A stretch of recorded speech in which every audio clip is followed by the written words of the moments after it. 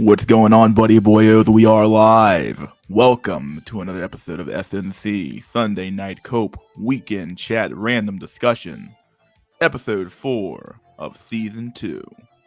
How's everyone doing? We're back. Got the music going. You guys like them beats? We got 3 viewers in the chat. Aw, shit, we went live a little bit earlier today, my dudes. We're fine though. We're doing okay. Got some food coming on the way. Should have that to eat. Have that to eat later on. Black Pill always comes to collect. It always does, dude. Some brutal fucking Nagasaki Hiroshima Black Pill at this point, dude. No our music begins to play. You were kind of off by a little bit here. It could be that good old dystopian music you got going on now, dude. You are alone because you are ugly. It's true. Very, very basic truth right there, dude. Sometimes it really is that simple, dude. Speaking of BPN, I went on this guy's channel as a guest. So if you'd like to go watch that video, you should go watch it. His channel, you can link your channel in the chat if you want to do that. BPN, or hell, if you want to join up on my chat, you can join the chat later on, I guess. There was more to this caper than I bargained for. He was a blonde, and blondes always mean trouble. Not wrong. Ace Detective Pepe on loose tonight, my dudes. Ace Detective Pepe. We are live. What's up, Memories? How you doing, buddy? We got 10 viewers in the chat. Good shit, guys. Good fucking shit. 8 viewers now, whatever. We'll get them back. We'll get them back.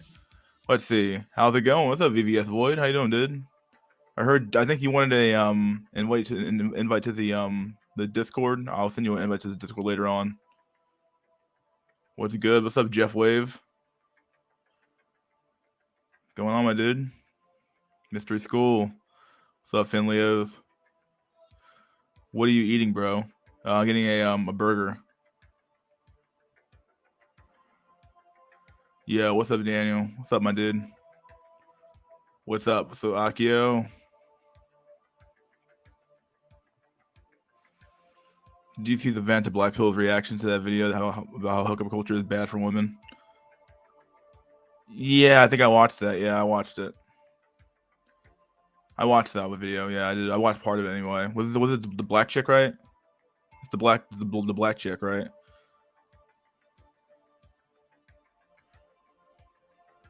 Sub 5 represent. Yes, at this point, dude, if you're sub 5, it's over, dude. I would even say if you're like sub 7 at this point, dude, you're probably over for your ass.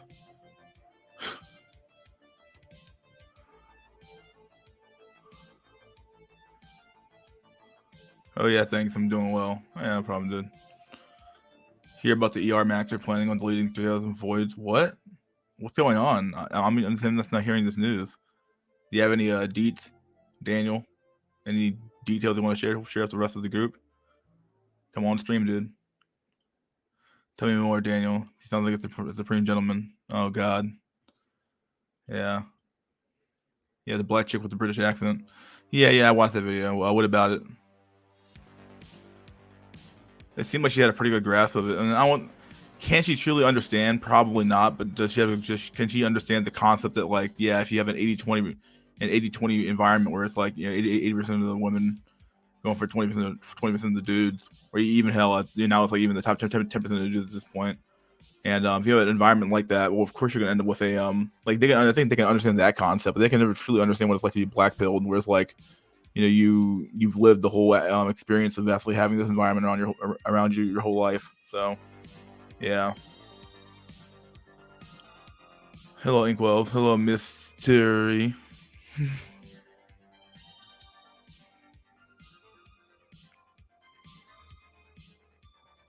I had the echo around my T. What's up with that? Over for sub 7 cells. It could be that way, dude. I'm surprised you are broadcasting already. You should be a little bit. I'm always here a little bit early, so I figured why not. I agree with Vanta Black Hill's point that as long as you have enough money, you don't have to be celibate. As long as you have enough money, you don't have to be celibate. I guess that's somewhat true. You can geomax nowadays. There are other options you have to like if you just want to get rid of your your V card. There's plenty of ways to do that nowadays. I get that it's illegal to some extent, but you can do that, or you can do it the old fashioned where you just pay. I don't know, try Geomax, go somewhere else for it. So if you have enough money, yeah, maybe. But what about the sub 5, the sub 4, the sub 3 guy? Like, are those guys going to be able to like? Do sub 3s do well in Southeast Asia? I'm not sure. That's what I'm trying to like get to here. Stapleton by Earl sweatshirt beat reminds me of you. Stapleton by Earl. Chaos RS Entertainment. That name. Fuck, dude. Ruin Leon covered it a few days ago. Wow. Okay. Went to a new gaming card comic shop. Going to be playing D&D in a couple hours. There, I'm social circling back to it, not with women. Over. Yeah. At least you used to have a group. I did. At least you have people you can talk to. Some of these guys don't even have fucking that, dude. Who's gonna delete 3K for? I have no clue. I don't know what's going on. I'll be involuntarily celibate if I don't pay for it. I'm just coat maxing. Yeah, might as well. She's gonna need the ammo max. Hi there, fellow Inkwell. Attribute maxing by computer power. Escort max. Yeah, you can do that, I guess. I'm not saying you have to, but depending on how bad it is. I think she did a better job than most women, but yeah, like you said, she can never truly grasp the constant importance of the issue and actually be empathetic. Nope, they can't be, but she did better than most. Yeah. Are you gonna talk about the Kanye West getting debanked by JPM? Oh yeah, I think I'm banked. Yeah, shit's crazy. He got unbanked. Like I never would have seen that one coming. So I figured they would have probably like, I don't know. It seems fucking weird to me. Like got unbanked by fucking JPM. Yeah, like Chase, I believe. Apparently, he had been rejected 3,000 times and was going to delete 2004 in turn. Road to falling apart. Jungle Rule reigns supreme now. Wow. Based. Sub 3, sub 4, probably not going to help much. There's some sort of barrier to entry.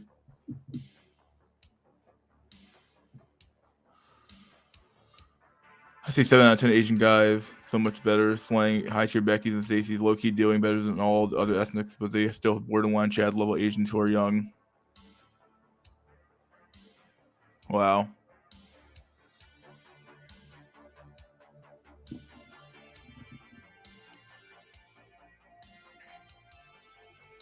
Did you see the guy get arrested for making statements about 3K Floyds? Did that guy get arrested? I have no clue.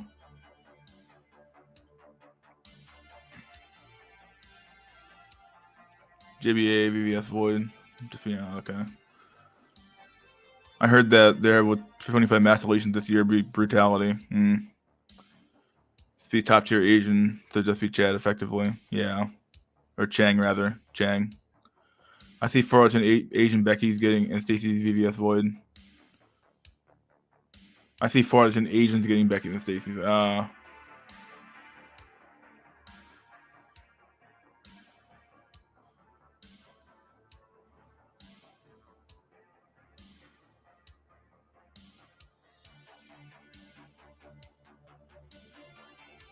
I don't think I ever seen this happening, but maybe I'm in the wrong environment to see this shit happening. So, what kind of environments does this happen in schools? What are we talking about here? I'm just curious. I'm very skeptical to any oofy doofy talk. So, I want to hear what environment did you see people in? Whether they were together, and how often do you see it? I'm not denying it. I just want to see what you're gonna say. No way, Bobby. I don't believe that cap. Yeah, that's why I'm having a hard time believing it too. If I'm like, okay, show me the like, where you think this at? I want to like hear some more details about this about these encounters. New comments. I don't believe that cap. Yeah. Yeah, 16 views in here. Wow. Oh my god, here we go. What's this one here? Domestic V should have less punishment. Voice distinct twice, but especially males. Man, that's Jesus Christ, chaos. In Minecraft, I hope it's what you mean, dude. In Minecraft, right? Guess it's one of those things where you have to see it to believe it. Nerd glasses, pimple face, Asians with hot blondes. Saw them mostly on college campuses.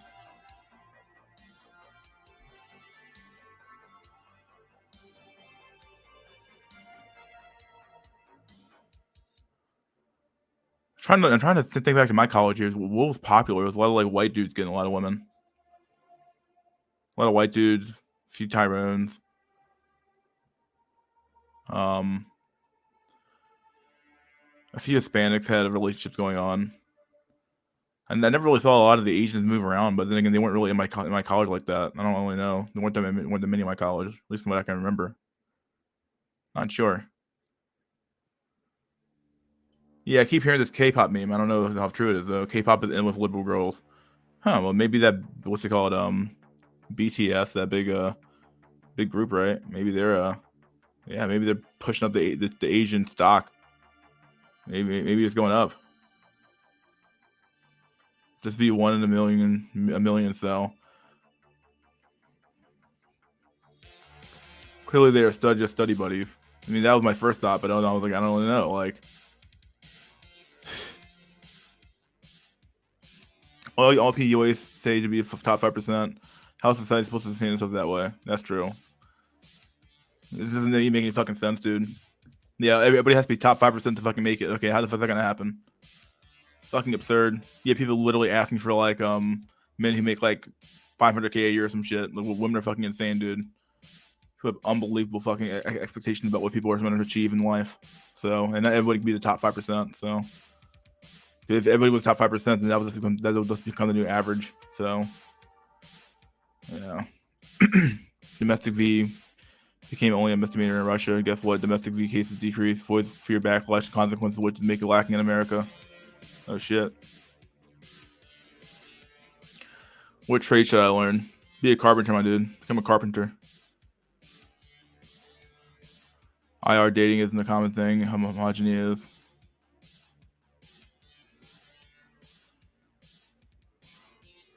What's up, buddy? What's up, Drolix? How you doing, dude? I thought you were gone.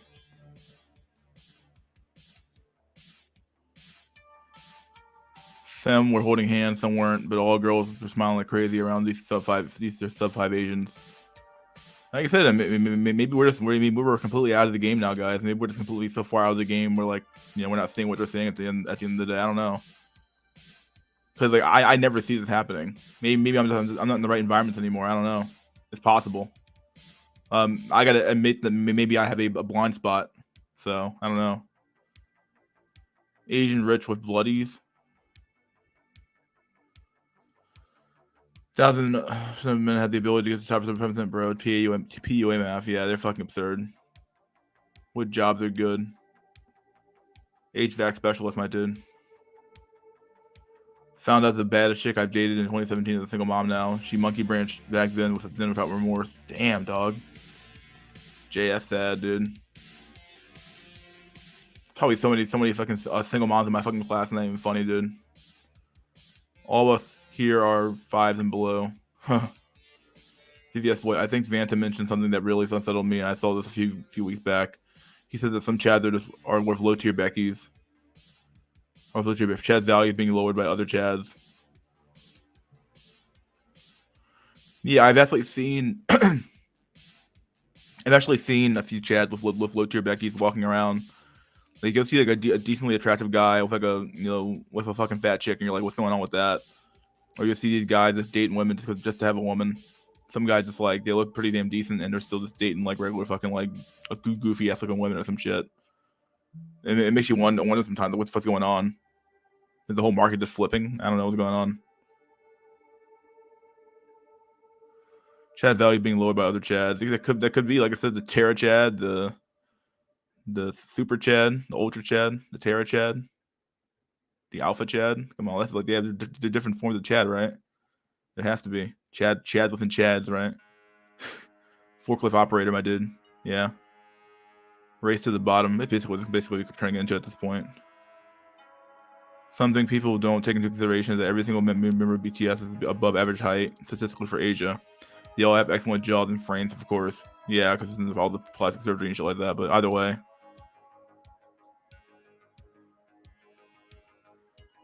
Plumbing, electrician, HVAC. Yeah, those jobs. Most of YouTube has become a grift. Top channels are no longer genuine. I would agree. Yeah, it's a huge fucking grift at this point. I'm in the East Coast. Yeah, occasionally just chilling on a Sunday night. All right, my dude. Nice to see you around, man. How over is it, buddy boy? Pretty fucking over, my dude. Pretty fucking over. It was kind of funny watching AOC get her ass heckled at her own little district in New York. And she got heckled so fucking bad, dude. Those people were talking about her being like a warmonger and stuff like that. I was like, oh, I heard that. These guys are fucking. That was a phenomenal little fucking video I saw of her getting chewed out by her fucking constituents. I was like, thank God. I see some girls with guys who paint their fingernails. This has to be social engineering. Yeah, I don't know what's going on anymore, dude. I stand out in this community. Looks height-wise, I'm a 4 at best. Damn, most people in this community are truly unattractive. So eventually, even mid-tier Beckies think she is more valuable than Chad. They already think they are too good for some high-tier normies. Yep. Sub 7 will be left to single moms and land whales. Juggernaut law only gets worse. I would agree. Yeah, you're getting into love that shouldn't be possible, but it's getting bad, dude. I don't know. Ukraine is allowing U.S. companies to come and drill for natural gas. Oh, shit. The Gigatrad, the Terachad, the Petachad. Yeah, dude. Yeah, they only get bigger and bigger and bigger. The Terachad shows up, the Petachad shows up, the hyper gamma hyper chill Chad shows up with some shit. I don't know if I can know. There's a million types of Chads, right? Most girls don't want to date, and the only ones I who do have weird standards. Yeah. Black dudes who get women are so delusional. I asked a black dude today what's the average body count for men. He said 40 to 50 by 835. Lol. What the fuck? Man, he is fucking delusional, dude.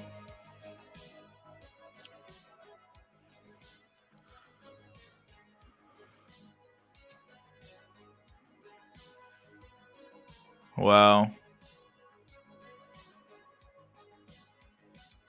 Has anyone here tried to pry up a shot for size? Deep Hill's brutal.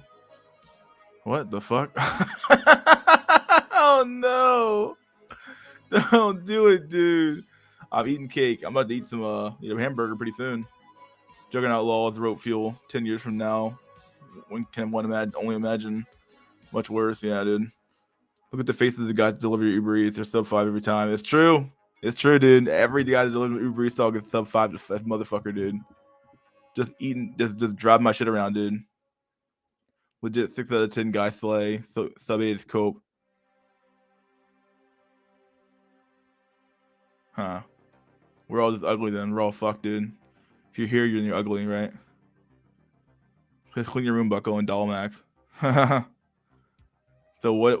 That's why U.S. is helping Ukraine. Freaking oil. Shake my head. Yeah. I wonder if guys have basically just mimic guys in Japan. Just check out completely on math. Women will have to be the electricians and plumbers, but they won't do it. Women won't step up. So I should go into HVAC. Yeah, go into HVAC, my dude. I want a percentage of black men are incels. In denial. I'll just point those dudes, dude. Point those guys. There's some dudes you look at and you're like, yeah, dude, you ain't getting no fucking pussy at all, dude. You just fucking know sometimes. And then there's those guys that you look at, you're like, okay, he's obviously slaying, dude. But then again, who knows nowadays, dude? Who fucking knows at this point? There's so many like social combinations you can fall into to where like you might be like a high tier normie or something like that. You might get fucked in some unexpected ways and makes you fucking weird. So who fucking knows, dude? I don't know. Hello, my name is Petrachad. I come from the future, the year 2022. It's over for me. Women only want 999, man. Oh man. If you want the size, then check out Getting Bigger. Are Getting Bigger. Oh no. I don't even think 5s are incels. There's certainly 4.5s and below. I have he got size increase from P shots, so I'll do it at home. Okay, well, women today assume all incels hate women because women hate incels. Subconsciously, it's projection. I would agree.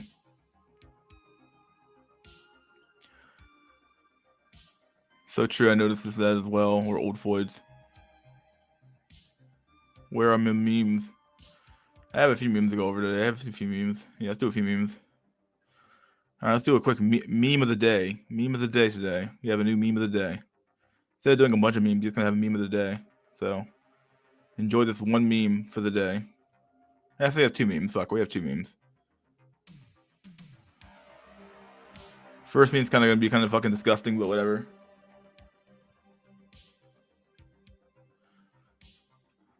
Or maybe not. Could be kind of funny too as well. See if it's good. All right, see, we got one quick meme here. Okay, here's our meme.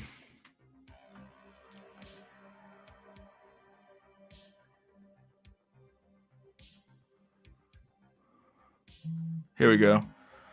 I can't wait to grow up and be a Biden supporter like my dad. Bruh, we're in a dude's butthole. Yep. If you support Joe Biden at this point, dude. Yeah, that baby ain't growing up anymore. Oh man. There's one meme for you. Uber Eats is how incels eat. It's true. It's true. BBC is a myth. As a light skinned 5'11", 3'4", and was not gifted with the BBC pill. Oh man.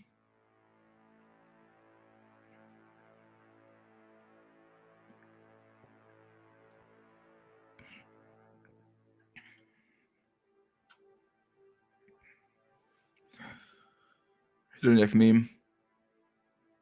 Look at this fucking meme, dude.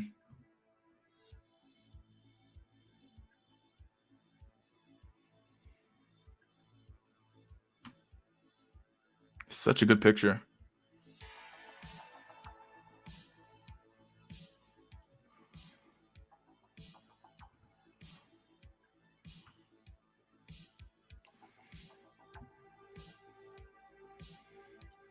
There is such thing as being too big for women.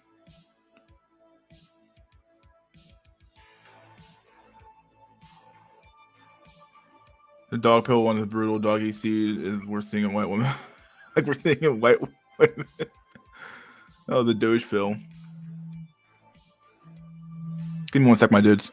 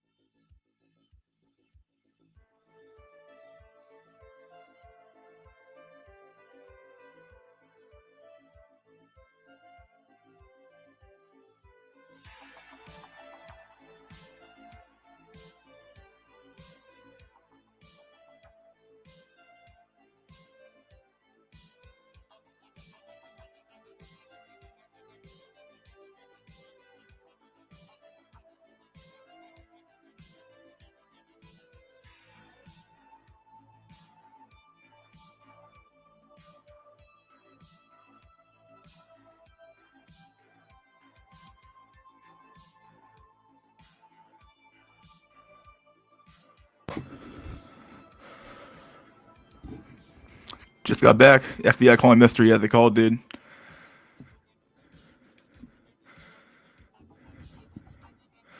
They fucking called, dude.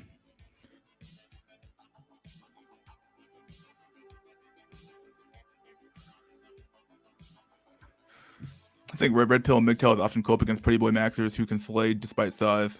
Huh.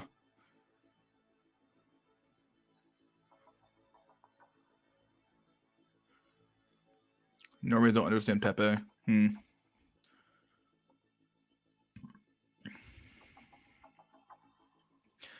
Pretty boys slay until girls grow up and see them as feminine boys. I don't know.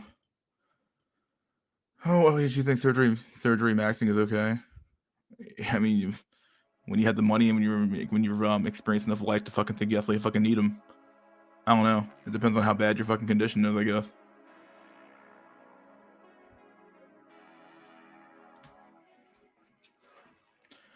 Mystery, what has been your experience with women with your speech pattern? They don't run like I don't know. It's gotta have something to do if I fucking insult them for sure at the end of the day. So I'm not even gonna try to front like that. So it's gotta have something to do with it for sure. So it is what it is. Some of you got a bad lot in life with your voice to figure it out. But I get matches on Hinge. The conversations are pretty good. Honestly, I don't really stammer as much as compared to when I'm on here. I don't know what's up with that. Maybe it's because I'm like doing like a free flowing form of consciousness on here versus like just actually having something to say typically. So I don't know. But it's got to have something to do with it for sure. I'm not even gonna try to even front like that. So yeah. Personally, believe above 21. Luckily, I grew 3 centimeters taller at 21. Here's some background music. Isn't the music on? Oh, the music's off. Give me a sec. I'm gonna get the music on again.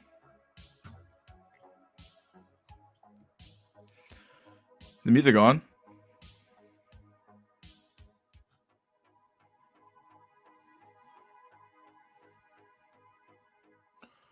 I thought the bass department was calling mystery. They probably were, dude.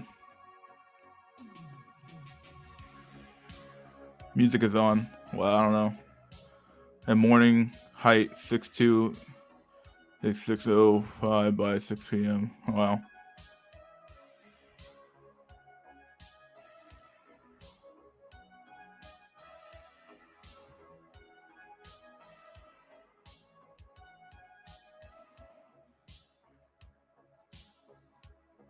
I went from 6.25 to 6.4. Morning height though. How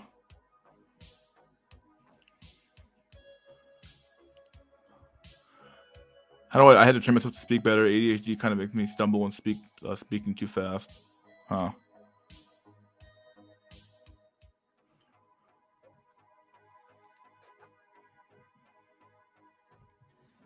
Anybody have any good articles to read?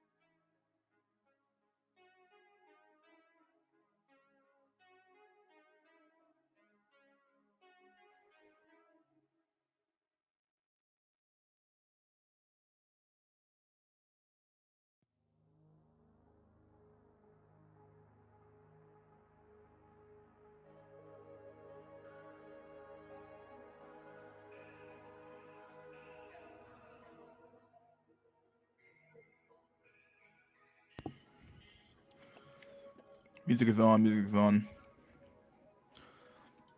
Brutal time yesterday. Ran into a beautiful girl rather. Realized combo was going well. Then she got mentioned the baby. And I knew something was up. She was looking for her a cuck. I got blue pilled for a second. Damn, dude.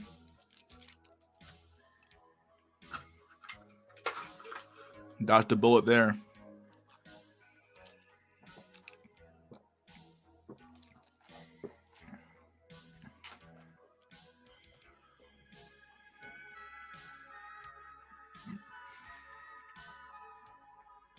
Anyone watched the Black Pill doc by First? I mean, the really old one, but from back in the day. I remember watching the thing a long time ago. It's an article that money doesn't make work an incentive for women to want to have kids. They just want their freedom. Yep. What do you think Alex Jones $1 billion payment or Connie getting debanked by JP Morgan chance? Alex Jones one is obviously pretty much like, I don't even know, dude. That's a lot of fucking money to pay all I fucking know. Dude's fucked. Dude's fucked, dude. I think he's fucked. Kanye West getting debanked is pretty crazy, though, in my opinion. Like, why the fuck would you do? Can banks do that? Like, it seems weird that it was like, oh, we don't want your money in our banks. We're gonna get rid of you as a client. So it's fucking weird. But I guess it could go both ways, I suppose. So I don't know.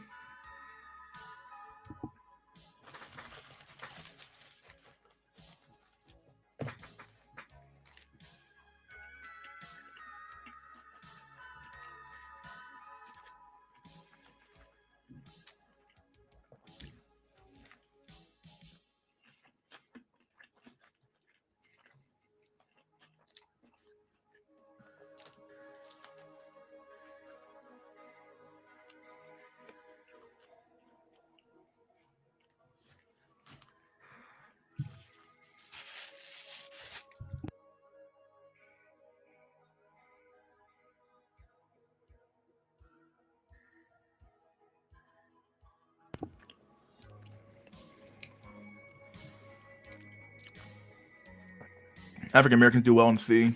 Huh.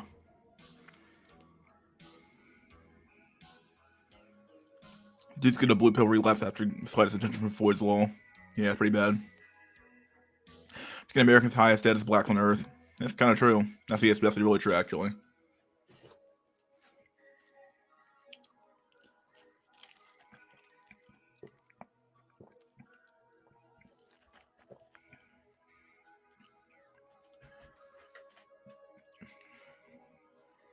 Didn't know that. I didn't know he would deal with debanked by multiple banks. I know he got banned. Pretty sad. So many Christians out there worshiping the devil snake. Shake my head. Yeah.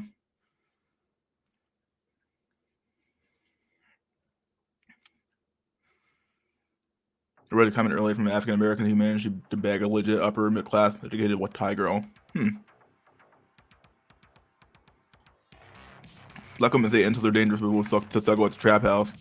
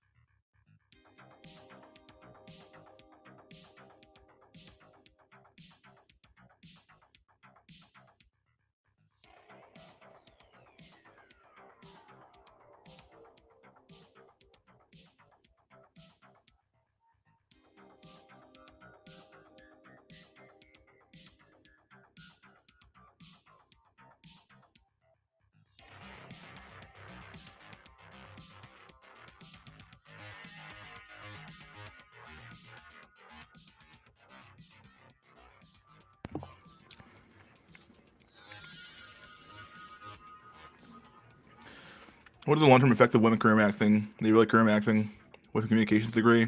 They're still in debt, going into debt. That makes enough. Makes enough. They make enough to not need you, but do they really?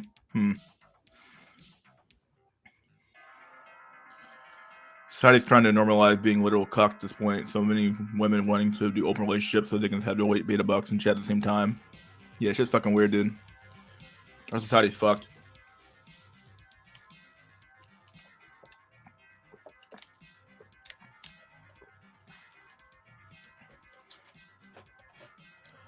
Wendy's or Burger King? Out of the two, probably Wendy's. Kanye has fuck you money. He's on a different dimension to the average person. That's true.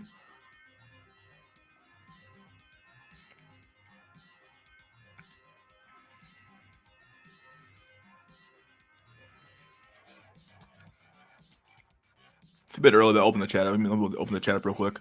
Let's do an inter meme stream real quick. Finish my fucking burger. Open the chat up to the guest. Let's do our invite link.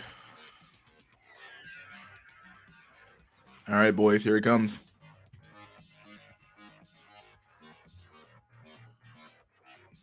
There's the invite link. Okay, invite link's in.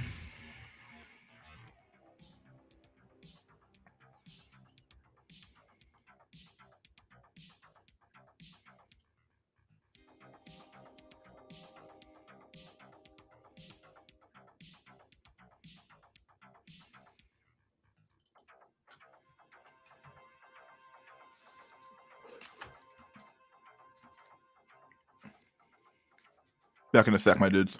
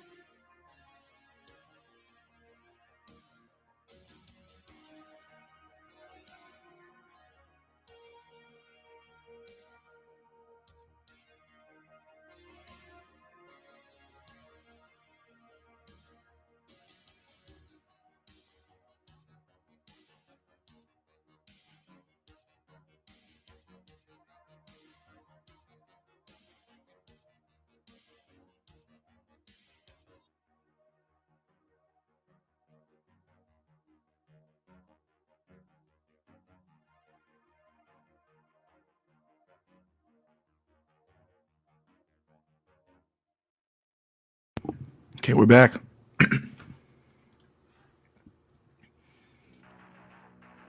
We have one guest who wants to join. Bad username. What's up, buddy? Hey, what's up, man? Not a lot, dude. Yeah, just chilling. Actually, Chilling, dude. I don't really have any stories. I haven't really been going out much, so there's not anything new I could really What are you afraid of? The fucking nukes? To be honest, I kind of welcome it because I don't have to worry about anything else. If it happens, it happens, you know? Fucking heard that, dude. That's my mindset too. Like I don't have to worry about paying taxes. Wait, or... where do you live at though? I'm in New York. Oh, you'd be done, dude. You'd be dead. Yeah, that's why I'm kind of like whatever. You'd be vaporized. You'd be vaporized, dude. It'd be over. I'd be the first to go. You'd be the first one down. I'd be gone too, though. I'm not even gonna lie. I'd be gone too. Man, yeah, living in these big ass fucking cities. Yeah, I mean, living in the city kind of it kind of sucks, man. I know people on the like these commentators talk about it, like get out of the cities, get out of the cities. It's like a special kind of suck, like that you have to observe firsthand. You know, like I get mistaken. I think I've already told this, but I get mistaken as like a Uber Eats delivery guy sometimes. Nah, yeah, Like, yeah, I live in this neighborhood, yo. Like, I live in a good, pretty much good neighborhood, yeah. but it kind of sucks because like a new NYU and SBA students come in and they look at me like I'm a fucking construction worker or some shit. I'm like, yo, I live here. Damn, that So yeah, treatment, dude.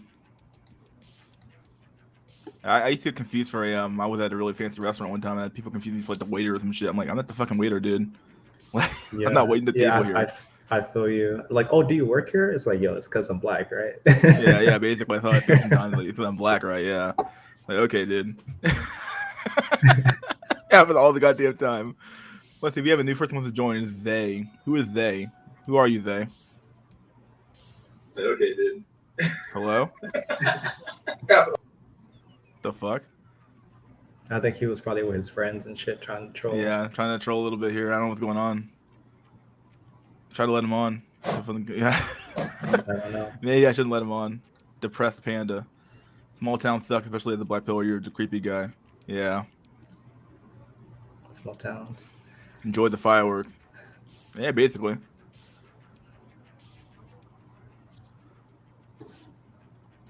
Hello together. Let's see. Let's try to let him on again. See if we can do this guy again. Hello, you there? Yo, What's up, Chuck E. Cheese?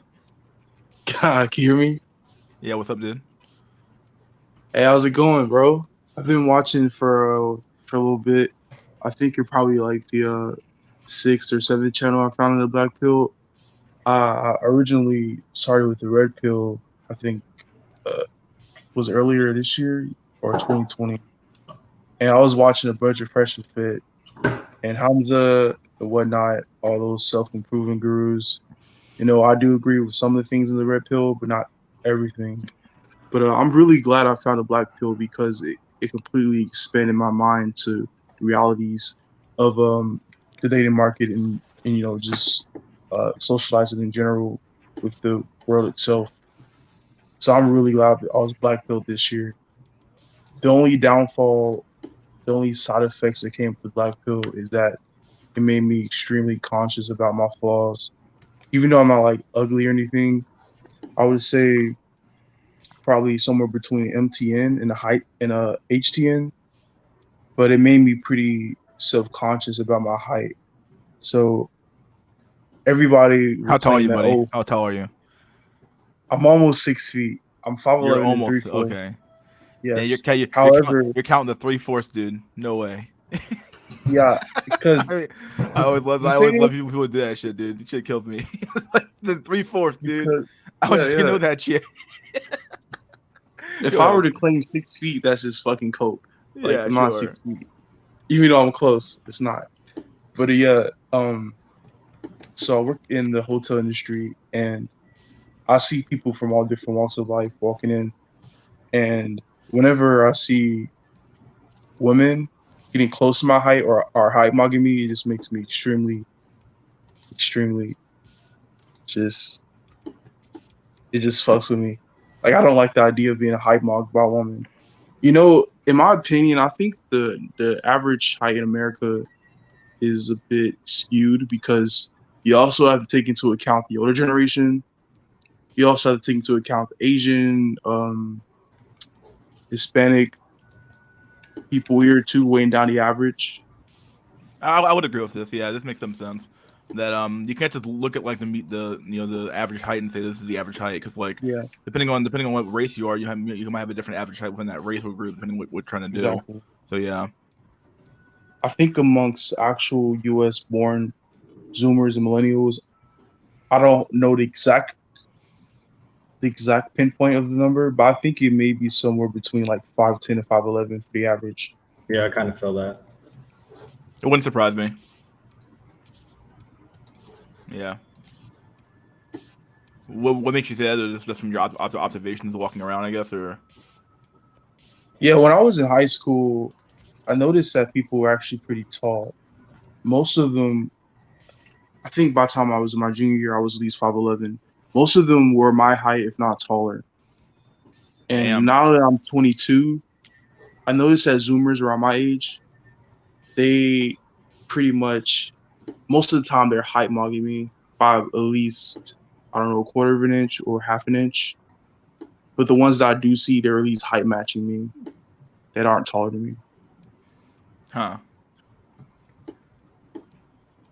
And I know that there's some sort of bias that our minds would notice only taller people, but I really pay Yeah, attention to people. I was getting ready Yeah, to say like maybe there's like a bias thing in your mind of like, okay, maybe we have a tendency to look at the tall people, not the short people sometimes. So I wasn't sure, but yeah, I pay I would attention agree to with you there because people. like with me being 6'1" though, like I don't find too many people in my own town who are taller than I am typically. Like, I mean, I notice when someone is taller than me, but it doesn't happen very often, which is weird. Yeah, I don't know what's going on. Maybe I'm in an older area or something like that. yeah, I pay attention to everybody's height. That's around my age. How old are you, by the way? 22. 22. Damn, dog.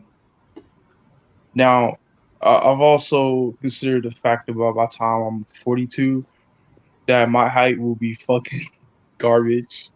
I can't cope with that. Yeah, there's not a lot you 'Cause can really do. Yeah, you can't cope with that at all. but I'll at least when I reproduce, I want my son to be taller than me. I want him to at least be 6'1", at the very least. You never know, dude. 6'1" might not be enough in the future. You never know. Yeah, it may Maybe 6'1" not. might be like a midget tier in the future. Goddamn, that'll be We'll brutal. fucking a Nephilim walking around the world. Yo, so like, what got you into the black pill from the red pill? I can't remember what channel I saw first, but when I started, it made a whole lot of sense, the black pill, because when I was in high school, I was kind of a fat cell, and I only got fatter throughout high school. And so I had the only teacher I have was from a fucking land whale, and my freshman year I had attention from a slut, and that was it. Mm. So at the same time, I'm not. It's hard for me to pinpoint if I'm like high to normie or mid to normie because I was kind of a fat cell throughout high school. But what got me interested in the black pill was the realities of heightism, lookism, and racism. Not in a sense of prejudice, but that race actually matters in attraction. Yeah. Those three pillars are the most important thing in the black pill, in my opinion. Oh, along with hypergamy too. Yo, another thing I noticed about race is that like for some reason after I'd say like 2019, before, the coof, being black and being somewhat like alternative and stuff was viable. Like you can get girls, but now I feel like you have to be like Tyrone. Yeah, You have to be. So I yeah. don't know if anybody else has seen that or experienced that, but I had my fair share of like other races, I would say. Mhm. But nowadays I don't even get looked at by, well, not don't get looked at, but you can't get You a well know, put together white girl if you're black. And yeah, like, I think that may be somewhat true. When I was in high school, I never really noticed that it was always the actual players like basketball, football that had the white girls, mhm. and they were usually taller than everybody else, so they easily mogged. I think being light skinned is kind of a falo with the fact that you're not Doug Max. Because I'm like light skinned and I'm really not. I don't fit that mold at all. Yo, are you the guy in your profile photo? No, no. Oh, okay. I was like, I wouldn't even assume that. I was like, what? No. Nah, dude. Nah. okay. Well, who was that? I'll be, I would be fucking albino if that was me. No, that's just some meme some kids sent in a group chat. If that was funny. Got you. I was like, this dude is white. What you talking about, light skin? Hey, boy wants to join. What's up, hey, boy? Hi. Hello. Hello. What are you doing So- here? What I'm doing here. I want to talk about black pill topics. Okay. What do you have to do? What do you have to think? What's they got to do? What do you anything want to say? Anything you want to I say about don't it? know. You had a good story going on there for a second there, so I want to make sure you're. Yeah. Let him continue. I just Yeah, want you had a to. big story going on. Oh, he must have just dropped off. Oh, hey, boy. What's up, dude? How's your life been? I'm coping. I reached a moment now where all of my copes are not successful anymore. They're not working anymore. That's how I feel, dude. Sometimes. Yeah. And I was thinking about this, and it's I don't know, once every I don't know, every 2 or 3 years, at least once, when you really understand that all of your copes, you tried them out. Probably you were cope maxing, yeah. So Yeah. you were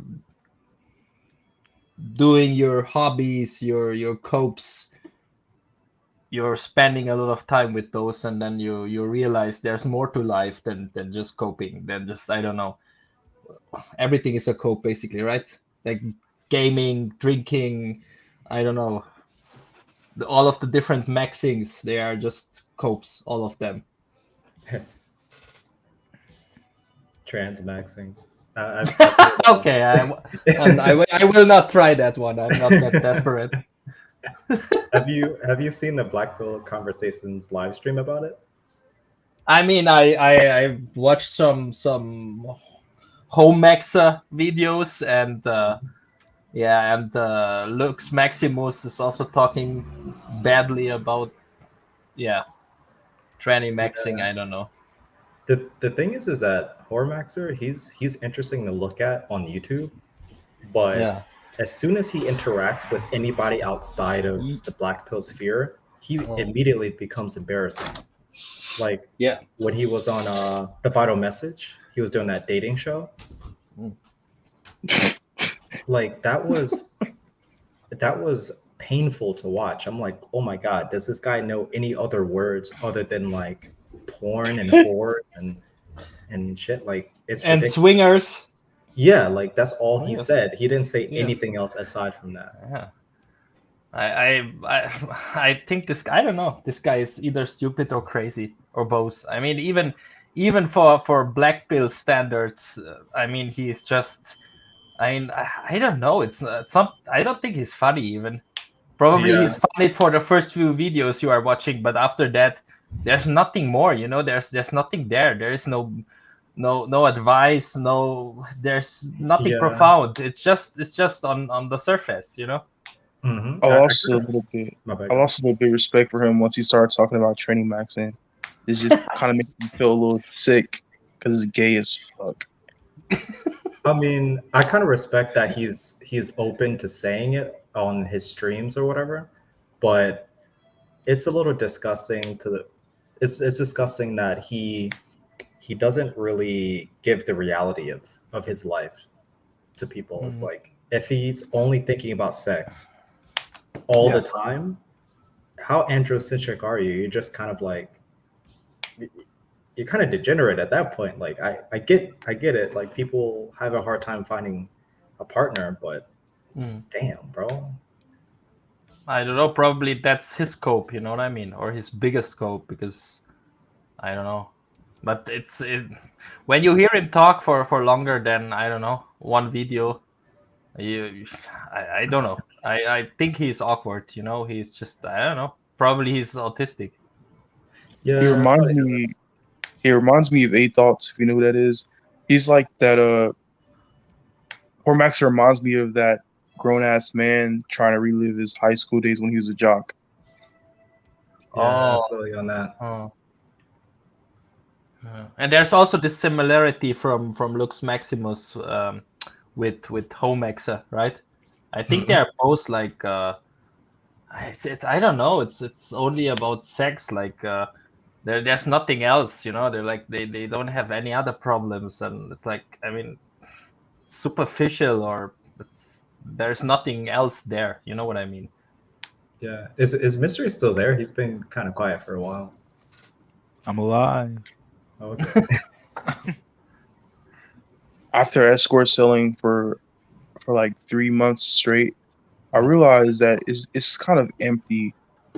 Like you don't get the actual pure connection or relatability, Yeah. affection. It's not a supplement for actual relationships, as gay as that may kind of sounds. Well, But it doesn't it really seem like relationships don't really seem worth your effort and time in the Western societies because of how fickle they can become. They Yeah. fall apart very easily. Yeah, I mean, you said you are Zay, you are 21, or yeah, 22. 22. Yeah, yeah. I mean, yeah, was one of the topics I don't want to talk today. It's like in my 20s or even in my 30s. I mean, I had relationships, yeah.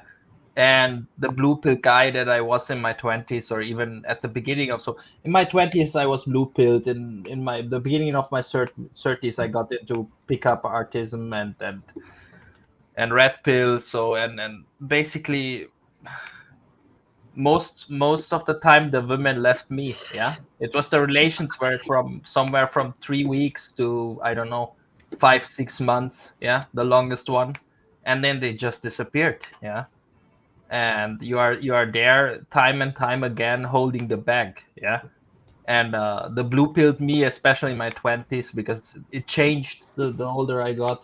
I'm 42 now, by the way, Zay. Yeah, and yeah, I was left. I was holding the bag, and it happened again and again and again. Yeah, so you Damn. may be right if you yeah, say that. It doesn't really seem like there's much of a purpose for relationships to exist nowadays because back then we actually needed each other to survive. Now it just seems like we don't necessarily need each other. Like women, they have their own money, they have their own social circles. Mm, They don't necessarily need men anymore. mm, Not in the immediate sense. Obviously, men keep the world running. Like if there weren't men, engineers, and whatnot to keep everything moving forward, then obviously women would fall apart. But they don't need us in the immediate sense of relationships. mm. Yeah, this is when I was blue pilled in my 20s. I got a boss, and he studied a history. Yeah, and we were talking about women and stuff, or the society, how it changes. And then he told me that, like, it's basically, you just have to look at history, and every empire or every nation, or the ups and downs, and it's always like if you look at all of these Greek states, yeah, the Spartans and all of these guys, when they reached a certain, I don't know, yeah, a time in a point in time, and they were the winners, and they conquered all of their neighbors. Yeah, like all of these female goddesses who were standing for peace and motherhood, and so they became relevant. Yeah, while the masculine gods doesn't have to be really necessarily the gender, because there can also be, of course, like attributes associated with not a gender, but yeah. So all of these gods were like praised more, and the others were praised less. And that's also a sign of, like, your society is extended, or your empire extended so much that you have conquered all of your neighbors and established a wealthy system, yeah. And yeah, so I think we are there yet, and now since we reached the top, in my opinion, we will go in the other direction of over the next centuries. I don't know, probably.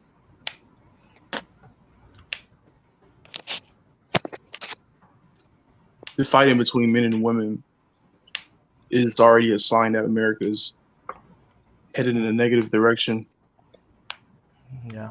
I also have to say, I mean, yeah, most of you guys are here. You are US cells, yeah. But I really, as a European, I have to say, I mean, you guys are exporting this to the whole world, yeah. These morals, yeah, and they are fucking trash, yeah. I mean, Yeah. I don't want to blame the US people because you are the first how to put it in English.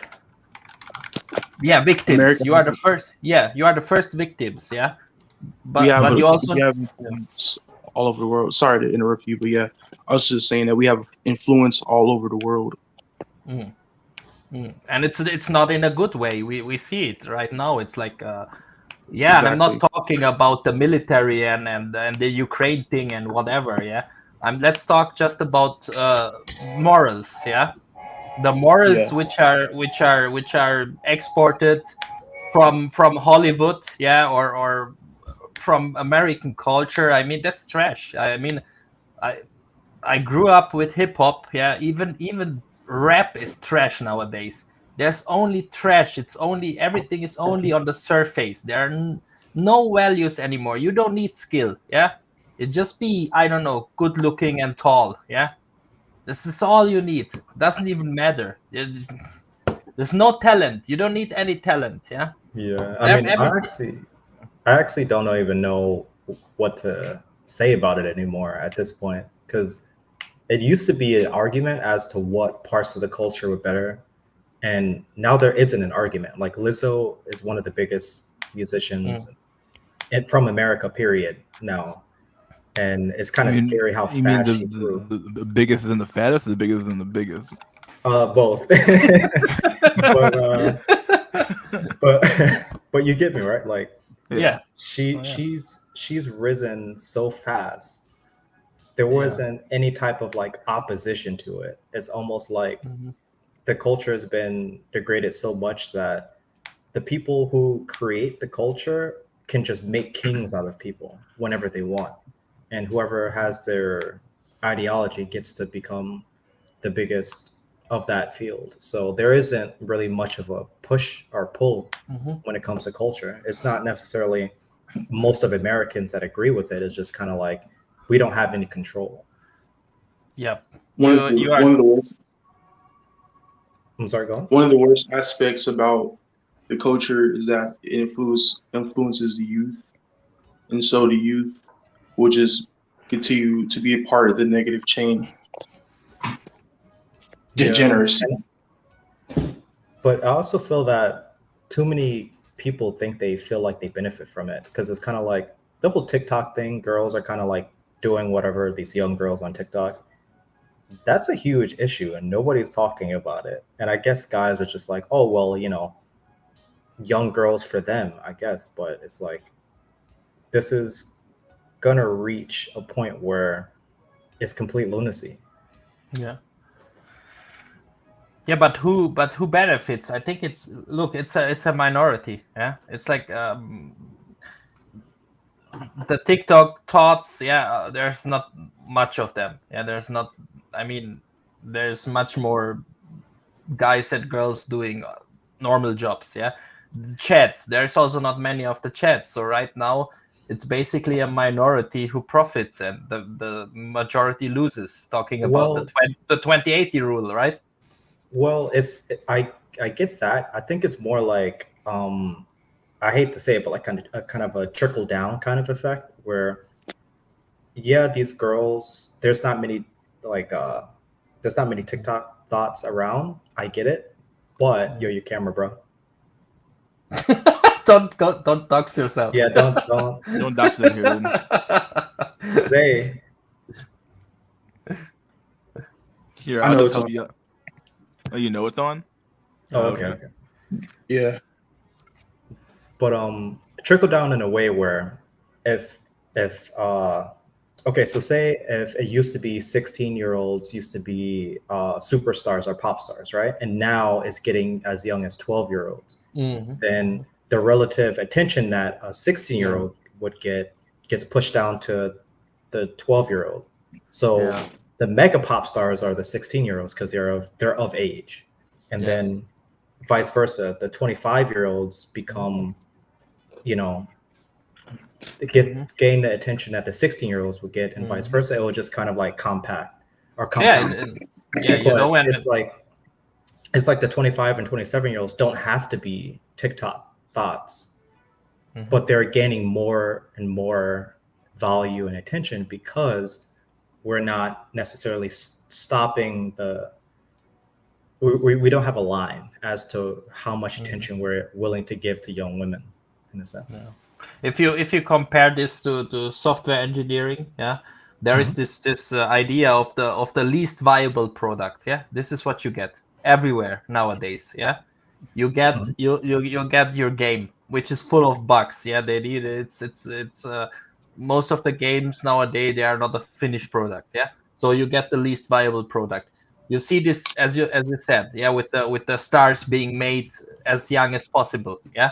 They are thrown out there, without even having honed or perfected their skills, right? Their voice or whatever, or just talking about their personality or whatever. So everything is just you saw the next example. This is just look at the last 3 years, with all of these Vex, the Vex, the last iteration of the Vex wasn't even tested properly. They just threw it out there. So it's just like we are just releasing the least viable product, and fuck you, give me your money, right? Just be a consumer. And that's it. I mean, it's working in a sense. I kind of feel like even our political sphere has been kind of like inundated with that kind of mindset. I mean, I don't know how many people watched him pool, but I feel that he's very surface level, and I guess he tries to stay on YouTube. But at the end of the day, he's not making the political landscape any more informed than the average bread tuber. You know what I'm trying to say? Like, everybody's just kind of trying to create their brand and make money off of an audience by doing the least amount of work as possible to fund their pockets. I think it's also because of fear. They don't want to be demonetized or kicked off the platform for being too real about what's actually happening in reality. Well, if your brand is investigative journalism, you have to like realize that your position comes with the level of risk, you know? And if you're not willing to risk anything, then how different are you from the talking heads at late night comedy shows, you know? So I feel like everybody's craving a product that they're not being served. And as soon as there's somebody that's willing to potentially serve it, they blow up. And then once they blow up, they're like, oh, I have to keep my money. Like, I have a business. I have to, I'm a hard worker. You just have to work hard. It's like I just feel like we're just getting played around with when it comes to like these certain areas of life, i.e., dating, politics, government, stuff like that.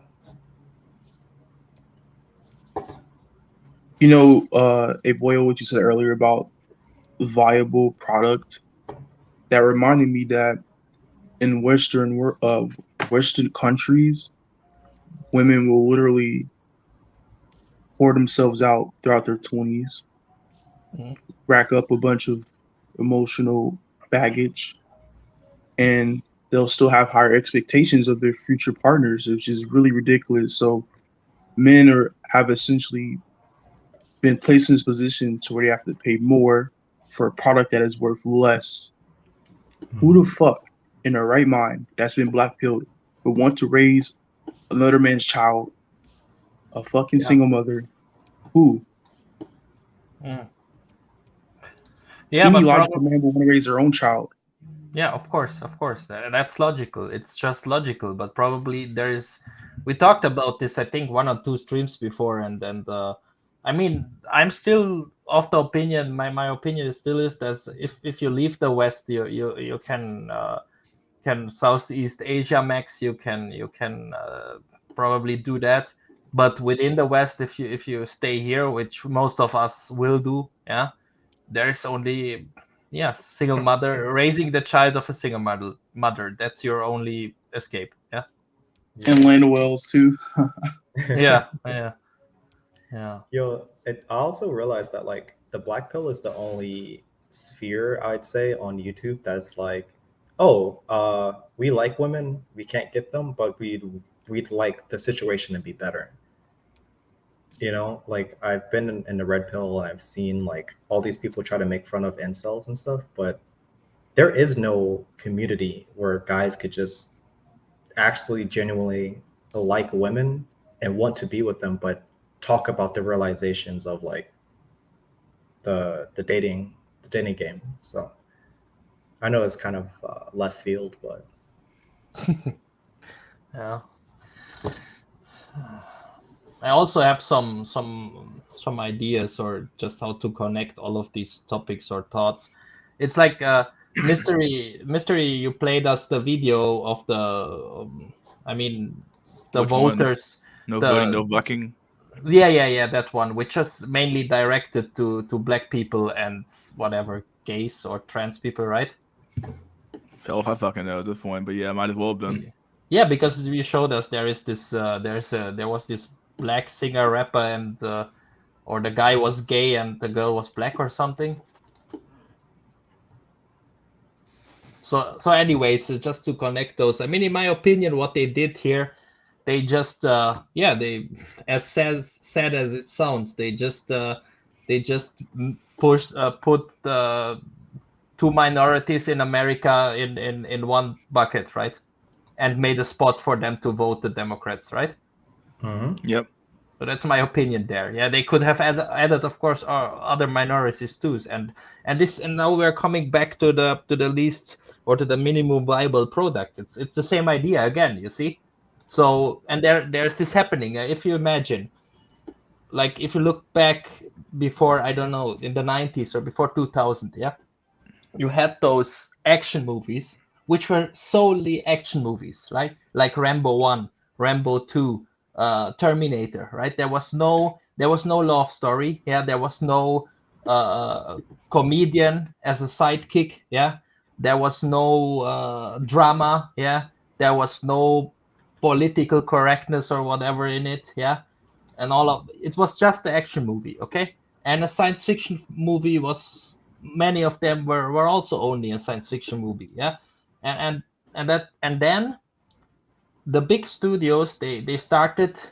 So before the, I think it was before the 90s, each of the big studios, you know, like Warner Brothers and those producers, they released like 130 movies every year on average. And after the 90s, I think, or after 2000, they went down to 95. Yeah, because they mixed all of the genres, yeah, into one movie now, so they can cater to a lot audiences, right? Because now you have an action movie with a comedian sidekick, and you have a drama in it, and you have a love story in it, yeah, and then it's not like 18, yeah, or rated, yeah, which like these action movies like Rambo 1 or 2 were, yeah. This action movie is now for 12-year-olds or starting with 16, yeah. So then you get the younger people also in, you see. So the products you are getting now, they have no soul because everything is just made for everyone, yeah. And this just ruins the product, you know what I mean? yeah, I've noticed horror movies, or not horror movies, but horror in general is aimed toward Yeah. children. Yup. So they can, so also the 15 and 16-year-olds, 17-year-olds can go to the cinema, right? or they can show it on television like at an earlier time. Yeah, they don't need to wait until 10 where they are allowed to show the rated movies, right? So now they can show the movie, I don't know, 7 or 8 in the evening, right? Yeah. So basically it's the same concept again, and this is also why we are having this discussion like, oh no, and they have to put more women in, and they have to put more black people in, or other minorities, they have to put more queer people in, and blah blah blah. But it never was about politics. Yeah, it was just about the product. Yeah, it was just about catering to everyone. Yeah, and it never was about like the sidekick is black. So I mean, who cares if he's black or not, right? If he's a good actor, it really shouldn't matter. But and they of course also steer the because bad publicity is better than no publicity, right? Yeah. Yeah. Yeah. Another thing I've noticed that a lot of commentators talk about a lot of this woke stuff is a white liberal kind of issue, but I've never met any black girl that doesn't believe in this woke shit. Like I Whoa. haven't met many black people that don't believe in this woke shit except for one, and that's My about black it. female Like coworker. she believes in it or she doesn't. She does. She thinks that the state that we live in is too dangerous for black females, and then she wants to relocate. I just thought to Yeah. myself, like, what the fuck? You need to get the fuck off of TikTok. Like, get off of Yeah. TikTok right now. Word. like I don't think this is perpetuated by. I mean, it is perpetuated by white liberals, but I really feel like they're pushed by black people, or not black people, mostly black women, to be real. Pushed by black women and gay people to believe in this stuff. I think that the racial inclusion is just a tool for them to spread their message. They use black people as a tool to spread the message to other black people. It's like representation. You know how people say, I want to be represented in my favorite video game series. It's like a form of representation when you have someone that matches your identity speaking on something that speaks directly to you, to that audience. That's a useful tool Yeah. for those producers and those companies to spread their message. Yeah, And, you that's know, true. That's yeah. Politicians do the same thing. They use black people as a tool for their own advantage. Yeah, but this is actually a positive thing. Yeah, you know, when you, as you said, right? If you are black, of course you want to play a black char, right? Yeah, with black skin and yeah, and so on, right? So but it should end there. You know what I mean? There's no need to make it to. It's like propaganda, right? It's propaganda. Yeah. Yeah, it's there's no need to go further. But they always push it further, and then like this chick, she's such a bad actor. Oh no, she's black. Wow, how can you say that? Well, Yeah. she's a bad actor, not. right? It's that, yeah. Right. What are we It's not talking about? It's not genuine representation because there's a motive behind it. And if you look, because I'm a huge basketball fan, yeah, and you had these guys, you had this guy, you guys know Dennis Rodman, right? Yeah, and just look at him. I mean, he was never a good baller. Yeah, his stats were really bad. He was not a scorer. He was a hard worker. Yeah, he was a rebounder, but he could not win games on his own because Jordan and Pippen were winning the games for the Bulls. Yeah, in that time. So, and he still was, his name or his representation or his fame was almost on a level like of Jordan or Pippen when he joined Chicago. Yeah, obviously they needed him. Yeah, because you need a worker to get the rebounds and pass it back out so that Jordan and Pippen can try again. Yeah, so but he was such a personality, and even if it's this concept like you rather have bad publicity than no publicity. Yeah, And you see this like with all of these talks, like you are saying this actor is bad, yeah, but then again, oh, you say he's bad because he's whatever minority. No, just because he's bad, he's a bad actor, and there it should end. Yeah. So actually, they are also using it to create publicity. Yeah.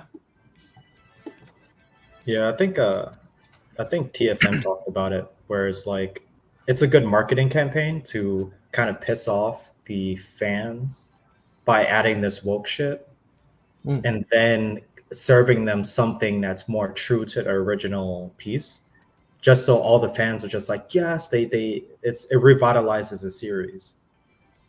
You know, Yeah, it but also helps the purpose. It also helps the purpose because they know that people that aren't even fans, they're gonna talk about it on their channels and on social media, and that'll get even more publicity. Yeah, it's publicity basically. Yeah, that's what it is. I mean, if and they always use it. This is unbelievable. Every time with they did it with Star Wars, the Star Wars series on yeah, they did it with. I mean, it's every time. It's unbelievable. Yeah, and you know what actually happens? Let's tell a specific an example here. Yeah. You know John Boyega or Boyenga, or what's his name? The actor from Yeah, I remember him. Yeah. Black. Yeah, I like him. He's a real good actor. Yeah, but he's not getting publicity. Now, who is getting the publicity? Another actor who cannot act. Yeah, you see, this guy should, in my opinion, get the publicity because he's really a good actor, but he's not because they are talking about some other guy who can't act. Yeah.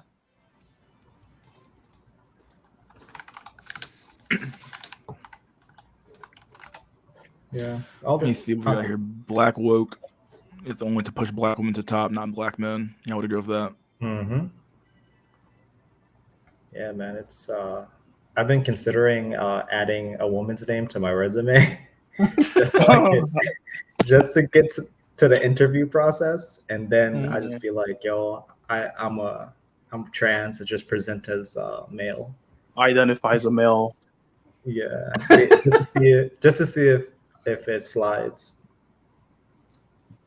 And if they don't hire you, you can go complain about it and sue them for Word. discrimination. That's so true. I mean, it would work until the first interview or the video call interview or whatever. Up to that point, I think it will work very, very well. Yeah. Yeah, I've also noticed that these Zoom interviews kind of suck. Like, Yeah. it's like no effort from the employers. Interviewer. Yeah, from the interviewer, because it's like I don't have to go to their office and actually make genuine connections.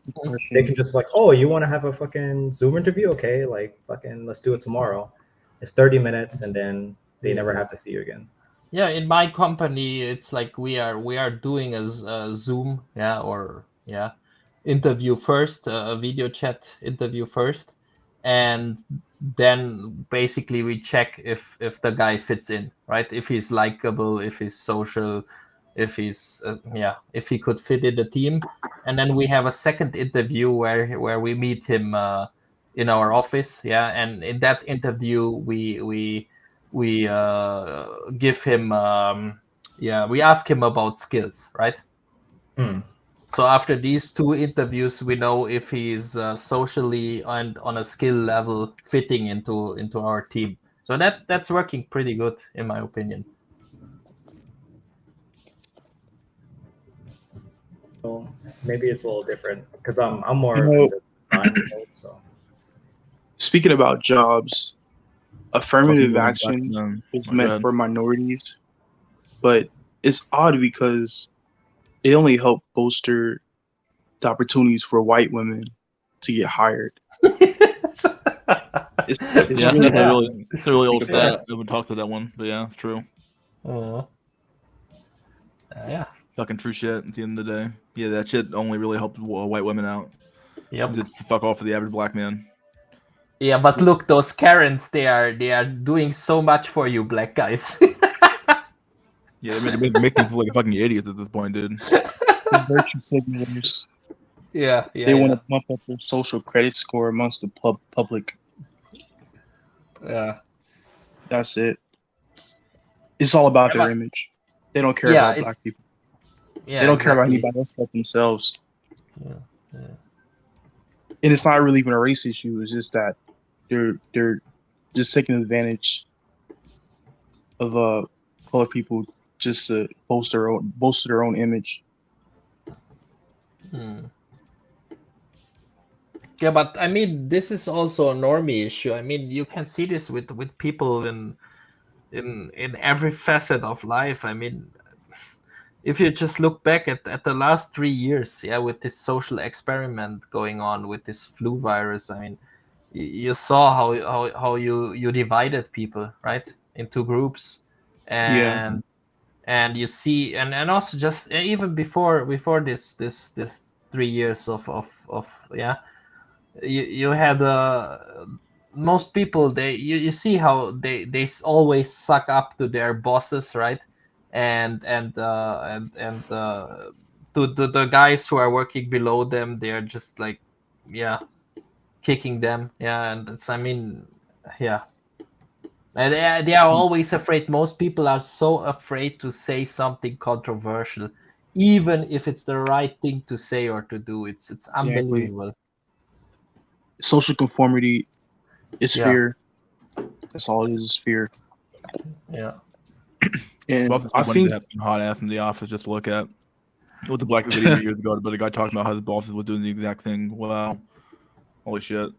Well, I also think even though the virus may have been real, I think it also may have been an experiment for so a compliance test to see how many people would comply, Mm, mm. how many people would not comply, how much power and influence do we have over our subjugates.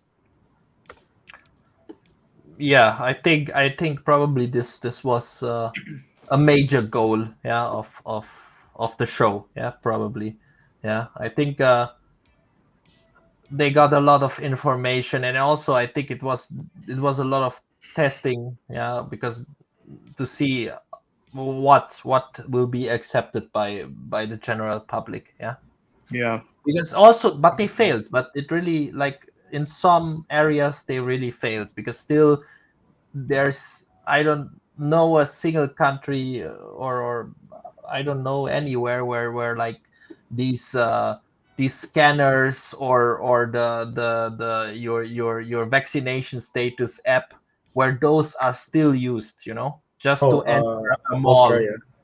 Australia Yeah, is yeah, but still as true. yeah, in the whole country. Oh, I have no clue. I just have a friend Yeah, yeah. that's from Australia. She's in Okay. Australia, and she's Mhm. just kind of like, yeah, nothing really changed, bro. She can't leave because Oh she's wow. not Okay. vaxxed. So Whew, okay, I see. Yeah. Wow. That's bad. Canada is starting to turn into Australia too. Yeah, yeah, yeah. Yeah, I heard that about Canada. They don't let you leave. They not you cannot even cross the border to US by with a car, right? yeah, Yeah, yeah. But then you see some nations or countries it was implemented, and it's still running because probably people were not pushing back too hard. Yeah, so I mean, yeah, but definitely you can say yeah, they wanted to get information, or probably they wanted to test with how which goals they can fulfill, can't fit the world. The only solution is to get rich and move somewhere with no restrictions. Yeah, yeah, yeah. Yeah, because of, yeah, People don't want to admit something is wrong. Middle. I mean middle is right. yeah. I mean, if you are rich, just think about it, yeah. During these 3 years, yeah, if you were rich, yeah, let's say you have your own plane, yeah, and you are landing at the airport, yeah, and you are going through another gate than the public plane, yeah. Do you really believe that these rich people ask from their stewardesses or their pilots to wear masks, yeah? and when they land at the airport, they go through a separate gate, yeah, and no one will check if they wear a mask or not, yeah. So I mean, yeah, Just Jeff Bezos Max. yeah.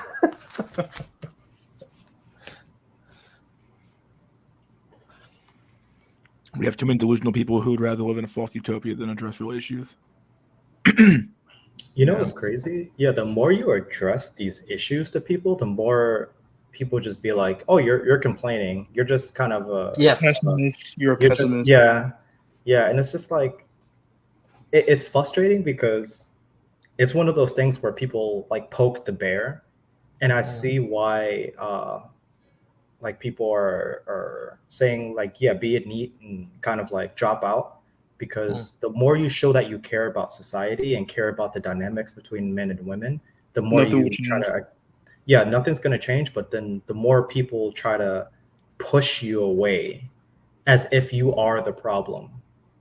You know, it's like I'm only Yes. trying to expose, like, not me per se, but in general, you're just trying to expose the issue, and people are just like, no, you are the issue.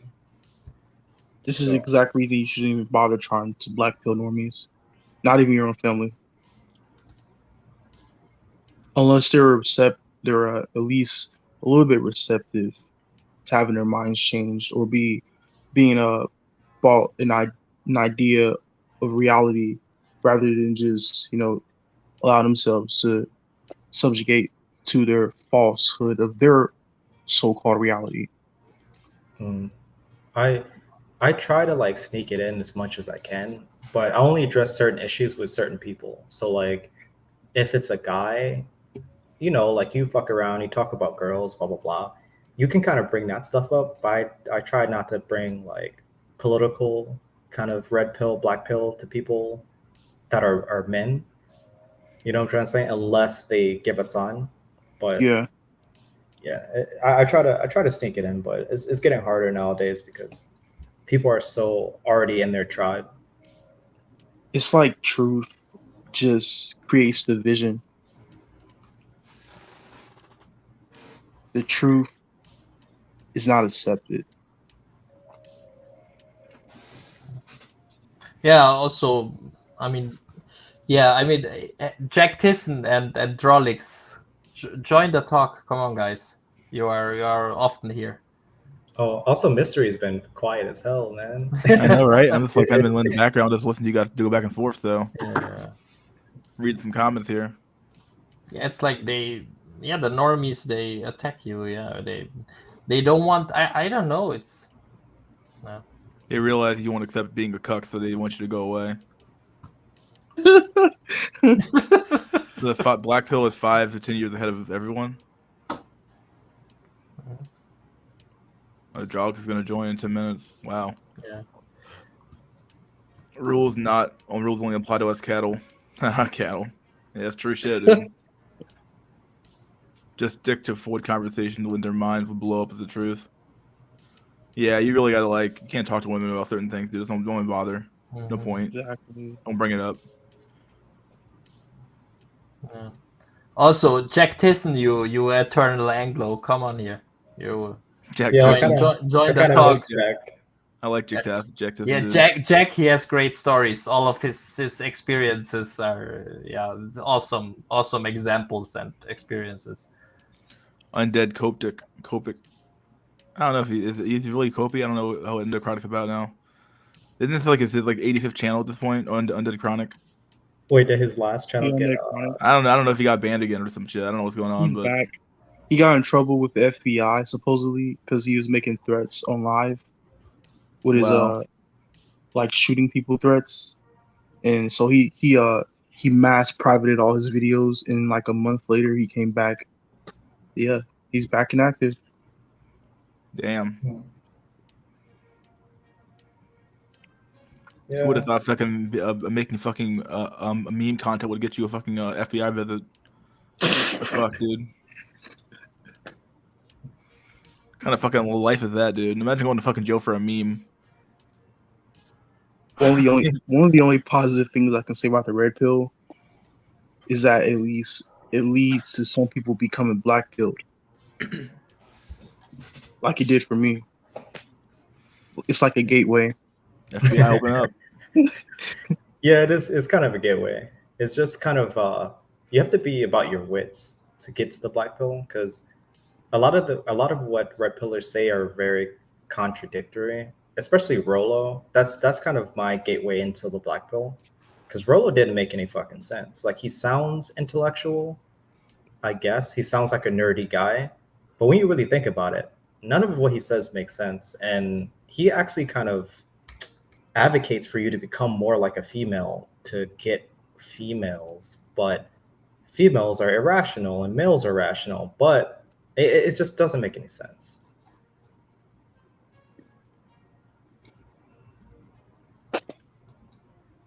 Yeah. Also the topping, I mean, like it's this example with the crabs in a bucket, right?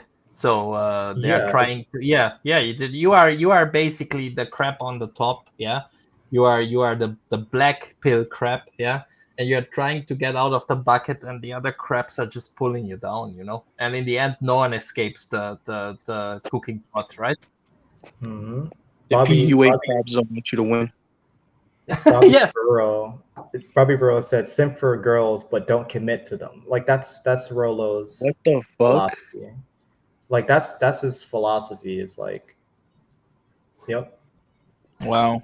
But it's actually, I don't think it's a bad advice, because I mean, look, most of us will need to see, right? What else can we offer? And if you don't get emotionally attached, right, you will not be Echoes. depressive. What's going on, Jack? Hey, mate, you're right. What's up, I think I dude? paused the echo. Oh, you did? Yeah. All right, give me a sec.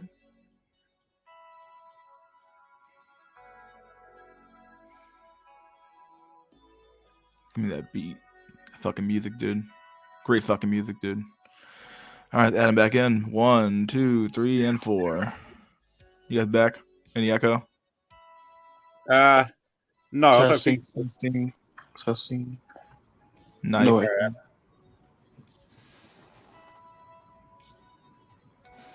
It's so weird that you guys can hear. You guys can actually hear the echo. I can't hear the echo at all ever. So it's so odd. Oh, I never hear Right. the echo. what was you talk? I think the gentleman earlier was talking about how movies have changed since the 1990s. Is that correct? Yeah. Yes, exactly. Especially action movies. Right. Yeah. Because I think a lot of it's down to they might have run out of ideas. You know, I mean, the classic movies were coming out of the major cities in America. You know, like a documentation of like city life in the USA during the 1970s and 80s. But maybe because of the gentrification process that's gone on in America and in the West as a whole, the kind of gritty working class stories that you expect from the USA no longer exist. Do you think that could be a part of it? Yeah, also of course the change in your population, of course, yeah. But I think it's really mainly due to just it's optimization, you know. The package you are getting now is just optimized for all age groups, for all minorities, majorities, genders, whatever, right? Right. Yeah. I mean, if you look at the sorry, the film that really documented atomization in the USA during the 1970s. It was Taxi Driver. It was a cult film, and it's so repeatable. You can watch it every year for the rest of your life and still gain some insights from that film. But the conditions in New York at that time were totally different to what they are today. You had, even demographically speaking, you had these sort of ethnic enclaves all up and down New York, and they had their own unique culture, and they were quite authentic. They were based on traditions and like an historical struggle, and the people had these genuine beliefs about themselves and the world. But I suppose if you went to New York today, what you're going to see is just a bunch of gentrified people who are just there because they're consumers and they want to have that kind of eclectic New York lifestyle, but they don't really have a real attachment to the city. So there isn't this kind of genuineness about the the nature of the life in these places anymore. So that could probably be why the films aren't being made of the same caliber as before. Mate, that's my theory anyway. Yeah, but then can you assume or can you say that okay, actually we don't have capitalism in the West. Yeah, it is what it is. Let's say consumerism. So consumerism destroys I don't know, destroys communities in a way. Can you say that? Well, you know, I've read fastidiously on New York City during the 1970s and 80s, pretty much reading true crime books, and it would be quite easy to write stories about New York because there was so much material to work with. You had places like Hell's Kitchen in West Manhattan, where you had like these Irish mobsters who were like controlling the city, and there was like this seedy underworld that was literally a part of everyday life. And you know, you go over to Brooklyn, you got the Italian mob, and they were doing the same things over in their little territories. And you've got places like Harlem, and you've got this this authenticity in the city based on the fact that the people living there were historical populations. But if you look at something like New York today, and now you're just using that city as an example, maybe 50% of the people living there are only there for work. They haven't got grandparents who lived there. They haven't even got a story about arriving there as a family maybe 200 years ago. They literally are transient populations. And what kind of stories can these people produce apart from I go to work and I consume at night times? You know, that reminds me.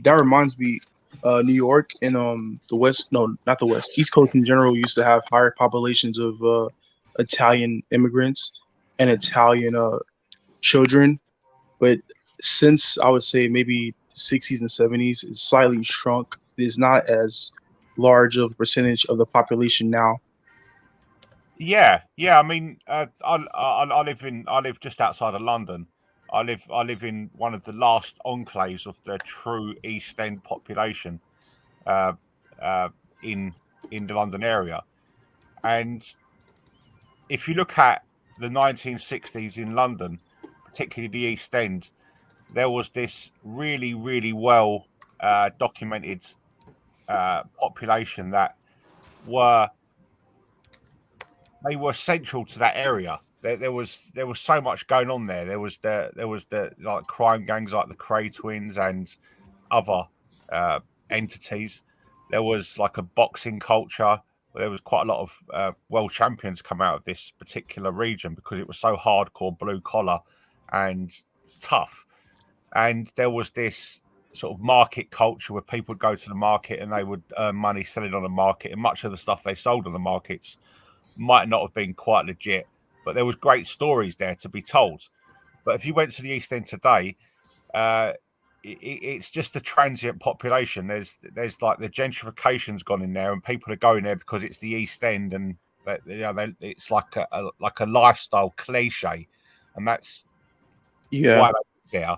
And then, or secondly, you've got like a transient population that maybe not have only just moved there in the last 10 years, and they're going to be moving on to somewhere else in the near future. So these kind of places might not produce the kind of stories that you would expect from populations that were more traditional, territorial, the culture and history.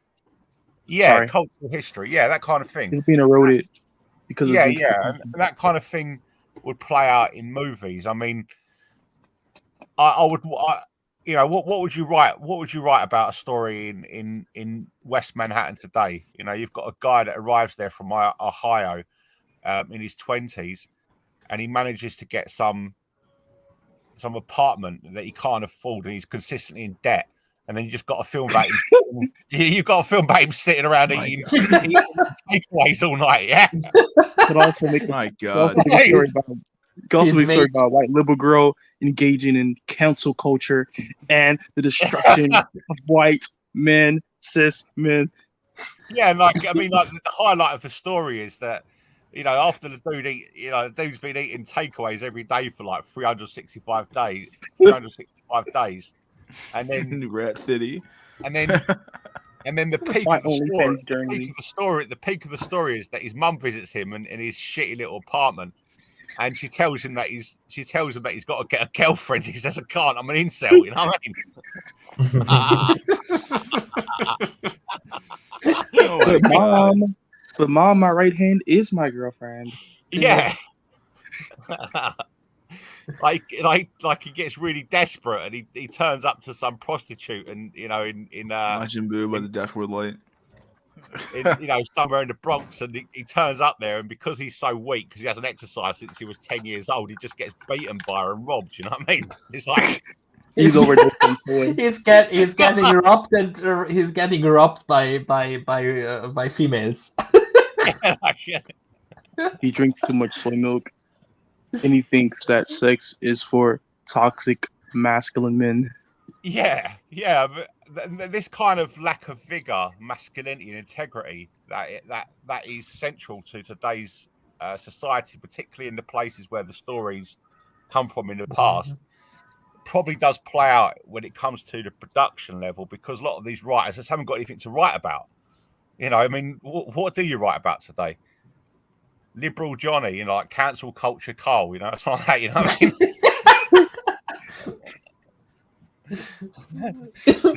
some idiot on some idiot was on Twitter, like, you know what I mean? Baby Jesus Christ, you're on a roll today, dude.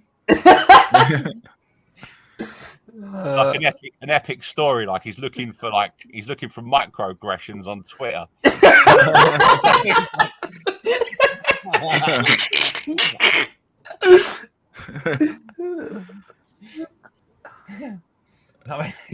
You can't use that word. It's offensive. Offensive, yeah. That's what. Yeah. You guys hear about? I think it was a Gen Z talking about how they want to ban certain emojis. I was like, what the fuck? I was like, no fucking way this is real. Oh yeah, it's there's a writer, James Elroy. I think everyone's heard of him here. He's like a crime writer, fiction. No. He wrote quite a famous book in the 1990s called L.A. Confidential. Oh, that's a movie also, right? Yeah. Oh. And this dude is a total misanthrope. He has totally detached himself from modernity. And what this dude does is he just writes a continuum of criminal literature from the 1950s, and he never ever strays from that decade. And he was asked in an interview one time, he said, "Will you write about anything else apart from this decade?" He goes, "No, never. I live in that decade and I'm never going to leave it." And something like that can probably produce good films because he has attached himself to a more authentic time.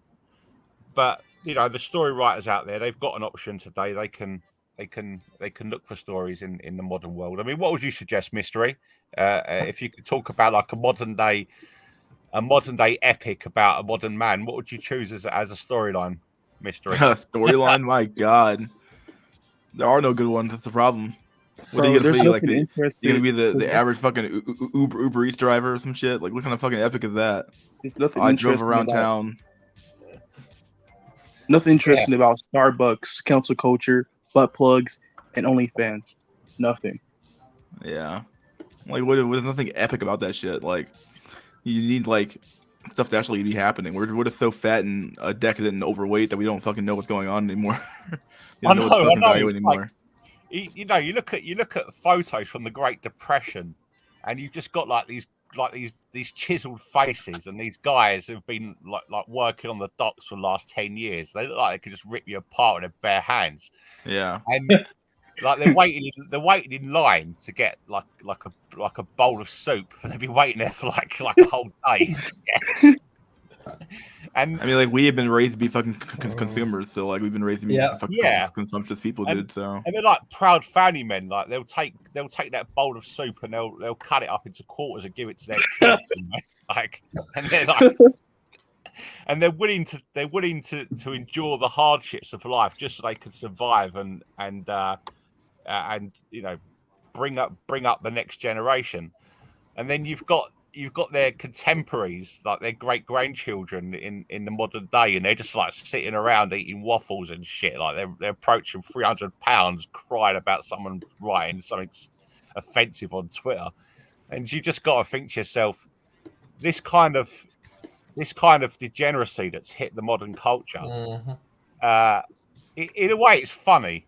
I think you could look at it and from a perspective that it is actually quite funny. I mean, these people are actually quite entertaining if you look at them in a Pacific way and don't get too ground down by the dystopia, so to speak.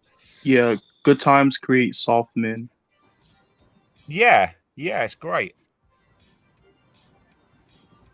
Does anyone here read any history? Is anyone here a big history fan? Yeah, I'm a huge history fan. What period in history would you say you would like to return to if you weren't in 2022? Well, I would return to the 80s and 90s because I was a child. But okay, you mean well, let's I don't know, probably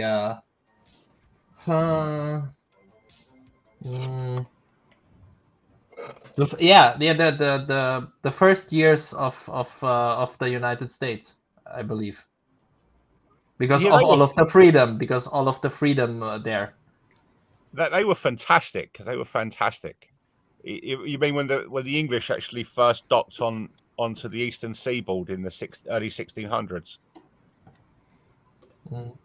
Probably, yeah, and also the thing like the I don't know, the 13 states or was it already the US taking in all of these religious minorities from Europe, right? Yeah, that's such a good example for how you can just take basically incels, yeah, or people who are not wanted in Europe, yeah, and give them a chance. You know what I mean? I would like to return to the 1700s so that I can fuck a French noble. Raw dog. You're talking about the Today French we Revolution? have Nikado avocado. Oh god. Yeah, I saw a video last night, and it was about the actually, fun enough, it was about the early immigration into America in the 1700s, and you had to be pretty hardcore.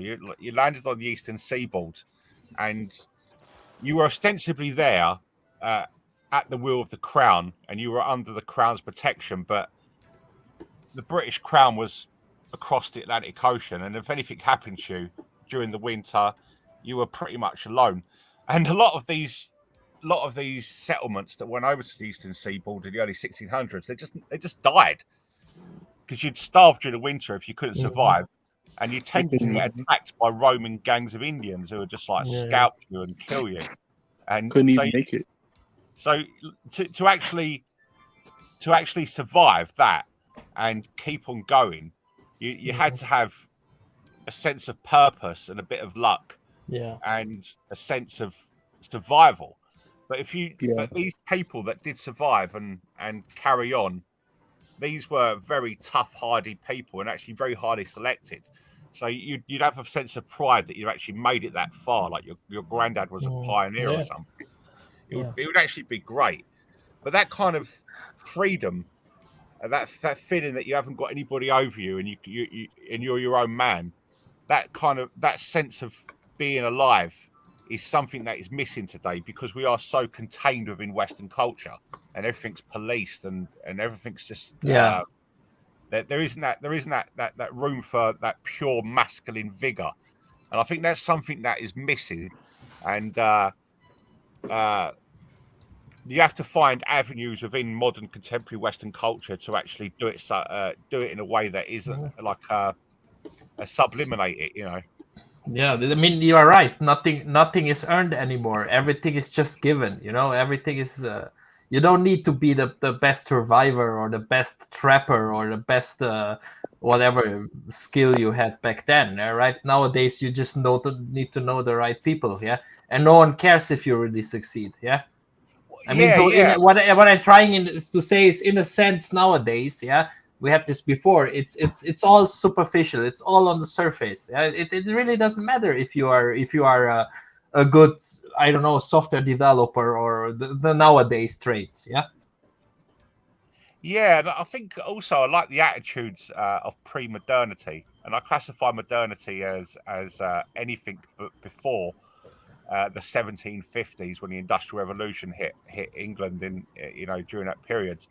And the attitude of people then was very different. You didn't really have wokeism.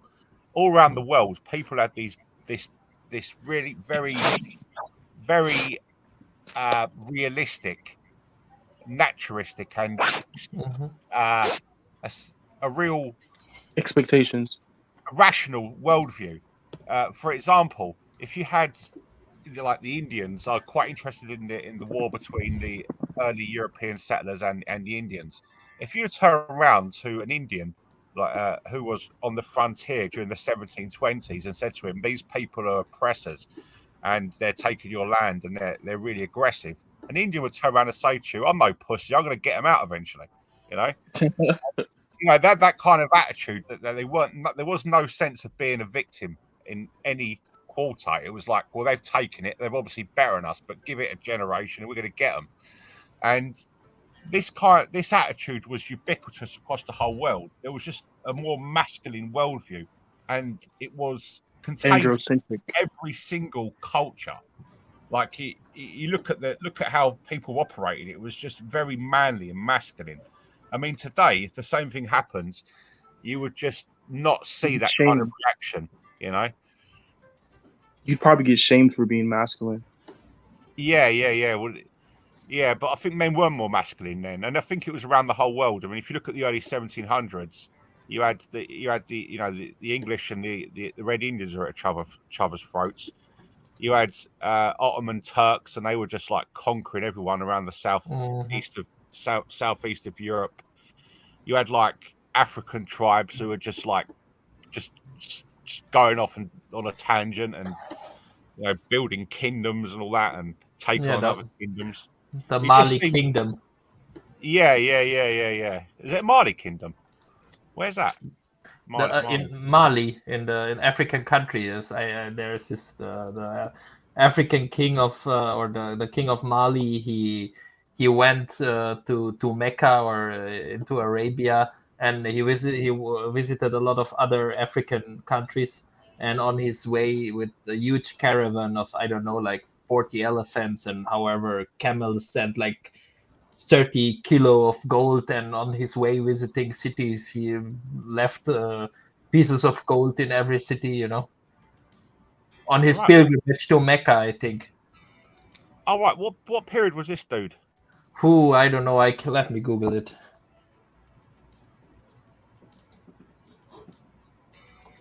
What's up, buddy boyos? Yo, Drew. Hey. What's up? Buddy? Can you guys hear me? Because I'm on my piece of shit laptop. We can hear you. You sound great, dude. Cool. So yeah, I'm in the same time zone as you, Mystery. Oh, we are? Okay, so you know what time it is now, dude. Yeah. Oh boy. How long did it take you to adjust to that? Yeah, it fucked me up the first 2 days. Yeah. But yeah, vacation's fucking great. I haven't opened up my Slack for work. Nice. That's always great. Well, you're the Western Seaboard, Drew. Eastern Seaboard. Oh, cool. You gonna visit New York? Well, I don't really want to say my location, but all right, yeah. I'm where no, it doesn't matter. It's like I'm in Florida right now. I'm from Florida. That's pretty cool. You're from that weird state, dude. That weird fucking state. Is it true they have flying gators? What's that? Florida's fucking they have flying great. gators on there. Like the weather here is like just perfect, man. You got Miami there, is that correct? Miami, Florida. Yeah, I'm probably 20 minutes away from Miami. Yeah, that's really cool. That's one of the best one of the last great films of American movie culture. Scarface, that was centered in Miami, wasn't it? Yeah, I think it was. That was great. Florida will be contaminated by all the dirty ass Californians. I don't know. No, I California, got not California, but they get more red and red every election. So I don't know what's going in Florida. I hope they don't have any influence over Florida. Keep their West Coast crap over there. Yeah, I I'm know from the there's probably Midwest. an influx of fucking shithead blue state people coming into Yeah. red state, but I don't think they have enough votes to like majority affect like, you know, change. There's people from the East Coast coming in too. I just hope they don't come to the Midwest. There's not much in the Midwest though. That's the problem. Kind of true, yeah. Yeah. The Yeah, only the other Look it up, demographic that was kind of shocking was if you drew a line from, I think it's like Texas all the way to the Great Lakes, it's literally 80% of the US population lives on the east from that line, and only 20% on the west. And then even on the west coast, it's almost like 12% live on the actual coast. So like literally Midwest is like dead, like across the mountain time. I visited Florida twice. It's the only state I visited in the US, and I like it. I think it's great. It has a lot. It offers freedom, and Yeah, like yeah, the it's a thing good I've mix. noticed. It's a really good mix. Yeah, the thing I've noticed is it's that relaxing beach life atmosphere. Like people are just in general a lot more friendlier, Yeah. like not stuck up. It's like the hotel beach life, chilling, swim at the beach lifestyle kind of thing. Yeah, and they are still, I mean, you just look at it, right? During these 3 years, they were hardly opposing the vaccine mandates, right? And I mean, half of Hollywood and even half of our European celebrities are owning some kind of a house or a villa there, right? Including a boat, of course, yeah. And I mean, I think the taxes are very low, yeah. I heard something about that was one of the reasons why LeBron James went to Miami, right? So yeah, they are doing something right, yeah. And I heard similar to a lesser degree about Texas, yeah, which is also Yeah, nearby in the south. I would say Florida and Texas are the last true, you know, bastions of Yeah, red conservative good values. yeah, the last true states of a republic, yeah. If you have Yeah, this dude, federal, if you have this federal system, right, with republics who are enjoying a certain amount of freedom and decision making, it's probably on the whole world, yeah, especially during the last 3 years, probably Florida and Texas is this shining light, still shining, still, you know. I think Missouri is a little bit underrated.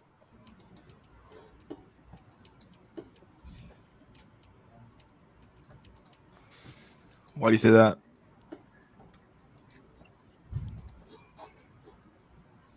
Well, I say that because we're mostly a red state and we don't have a lot of that blue propaganda and the agenda that they try to push.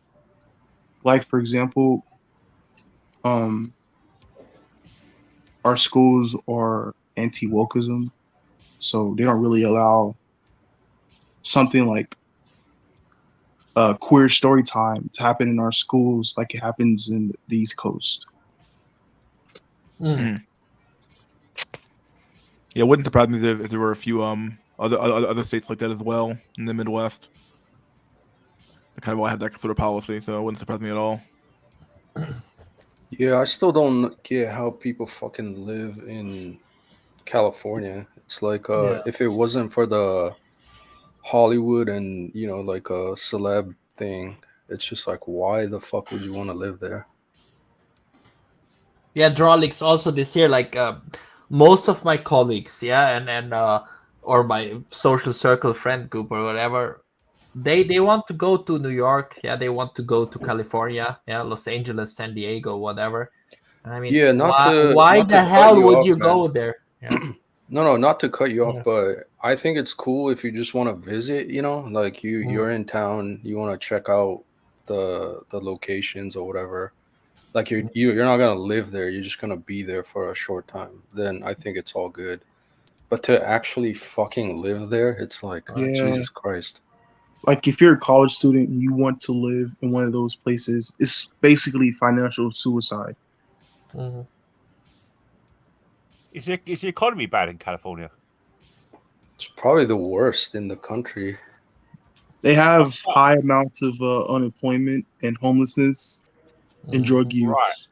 Right. I'm so out And of the the loop. cost of living and taxes is really high. Yeah, I've never been to America, so I have these assumptions that places like California are pretty wealthy. Yeah, there's parts of California that is wealthy, and there's other parts that are just decaying. Really? Like Yeah, the so go ahead. what's fucking crazy is I've heard of stories where it's like shitty neighborhoods with like, you know, piece of shit 2-bedroom 1-story house, you know, like tiny ass homes are now like 800,000 just because, you know, the land value around there is like skyrocketed. And Right. it's like literally you're paying fucking top dollar to live in a shithole. Right. So the actual California itself is decaying, but there are niches within California where you can't buy a house for any less than $800,000. Yeah, like even the really ghetto shitty ass houses are like getting close to $1 million. It's like clown world. This is confusing. So places like LA, you've got places like, you know, like the traditional sort of working class districts of LA. You're looking up to $1 million just to buy a place in a pretty rundown neighborhood. Exactly. Just because it's California, right? And it's like, oh, Right. it's you're in the Golden State, so therefore even a shit house is like $1 million. It's like a status thing, a social status. Yeah, same in London. Same in London. London house prices are just ridiculous. If you want to live in the quote unquote upmarket parts of London, you're looking at maybe £10 million to buy a house, and Yeah. obviously that is way outside the boundaries of most people's potential income. So what you find is that in these exclusive parts of London, these places are bought by international corporations, and they just rent them out. Yeah, exactly. And Yeah. yeah, and How's people. how's the crime and poverty in London? Well, it's difficult to assess. We've obviously, I can tell you what the social conditions are like in London, but obviously we're a welfare state, so we don't have the same level of poverty that you'd find in the third world. Everybody eats in England, and everybody has clothing, and potentially everybody's got shelter because you can get government housing. But the social problems we've got, one of the noticeable problems you've got in London, and I live just outside London, is the rampant alcoholism. There's a lot of people who are on welfare, and these people just drink all day. And naturally, if you're drunk all the time, you can be quite obnoxious towards people walking past you. You could be like a social. Damn. Yeah, Yeah, the Anglos they are known as they are heavy drinkers. All of the other Europeans know that the Anglos they wherever they go in Spain, in Mallorca, in wherever yeah. they are drinking themselves to death, and then they The fall Viking asleep. accent. They fall asleep on the beach, and then when they wake up, they have a red skin from all of the sun. But believe it or not, the drinkers that you'll see in places like Spain or in Italy or in America, these are people that are more pro-social, adaptive people. The ones that you will see if you go to the outskirts of London into the poorer neighbourhoods are people that live on the streets, although they could get low-level social housing, and they just spend all day drinking on the streets, begging, and shouting their mouth. Oh my god, dude! Sounds like Survival. California. Fucking miserable. Oh yeah, Sounds like Survival. California. but put it this way: if I walk through the poorer neighbourhoods where I live, you'll be asked for money if you walk from one end of the town to the other, maybe 5 times, Wow. and Ouch. and you know there's a chance that as you walk past people, you know they'll shout abuse at you because they're drunk and you know they want to entertain themselves for the day. You've got a lot of social decay and noticeable antisocial behaviour. I mean, I'll give you an example. 4 days ago, I was driving my mate down the road, and we pulled off at a fish and chip shop. You know, a traditional English dinner, and there was this crazy woman in her 50s, and she was banging her head. She was like sitting down, and she was like smashing herself in the face, What the fuck? really hard. And I was looking at her and I was thinking, this doesn't look very clever. And maybe I should intervene a bit. So I walked up to her and I said, excuse me, are you okay? And she goes, why don't you F off? I'm trying to stop the devil coming into this town. You're Jack, trying to stop. Jack, that's what you get for trying to Granny Max. Yeah. Oh, man. But this is the common behaviour you see now, and it's down to drink. In the Anglo world, alcoholism is very common amongst people of a lower socioeconomic level, and it just causes massive amounts of problems. When it comes to crime, there are obviously there's drugs, and you have gang fights between different drug gangs, people who are dealing drugs, but you don't tend to have it doesn't tend to affect you if you're not involved with that lifestyle. So it's just something you see in the papers. I would say that England is less dangerous than America because you've got guns and we haven't. You know. You Yeah. know, it reminds I- me of California too, because if you're walking down the street, you have the high chance of somebody trying to poke you with a shoot 'em up needle or hit you in the face with a bag of shit. Jesus. Oh, never no, know. I didn't know that. Yeah, there's like a bunch of tents set up in those popular cities in California because the price of living is so high. They had no choice but to, pinch a tent and sit on the sidewalk, make do with what they have. A lot of them are addicted to drugs. They do heroin and coke. Yeah. Yeah, there's a huge Yo, drug problem. Zay, you say you're in Florida too, right? No, I'm not really from Florida. I'm from Missouri. Oh, okay. I guess I heard you wrong, but did you say you lived in Florida? No, I was just making a joke because when you said Florida, it reminded me of this YouTuber. He goes around trolling people, and one of his catch lines is, "I'm from Florida." Florida. Oh, okay. Well, I guess maybe bad username can attest because you say you're NYC cell, right? Oh yeah, I am. Oh well, I'm not Yeah, a cell so- of anything, I guess. Yeah, in general terms.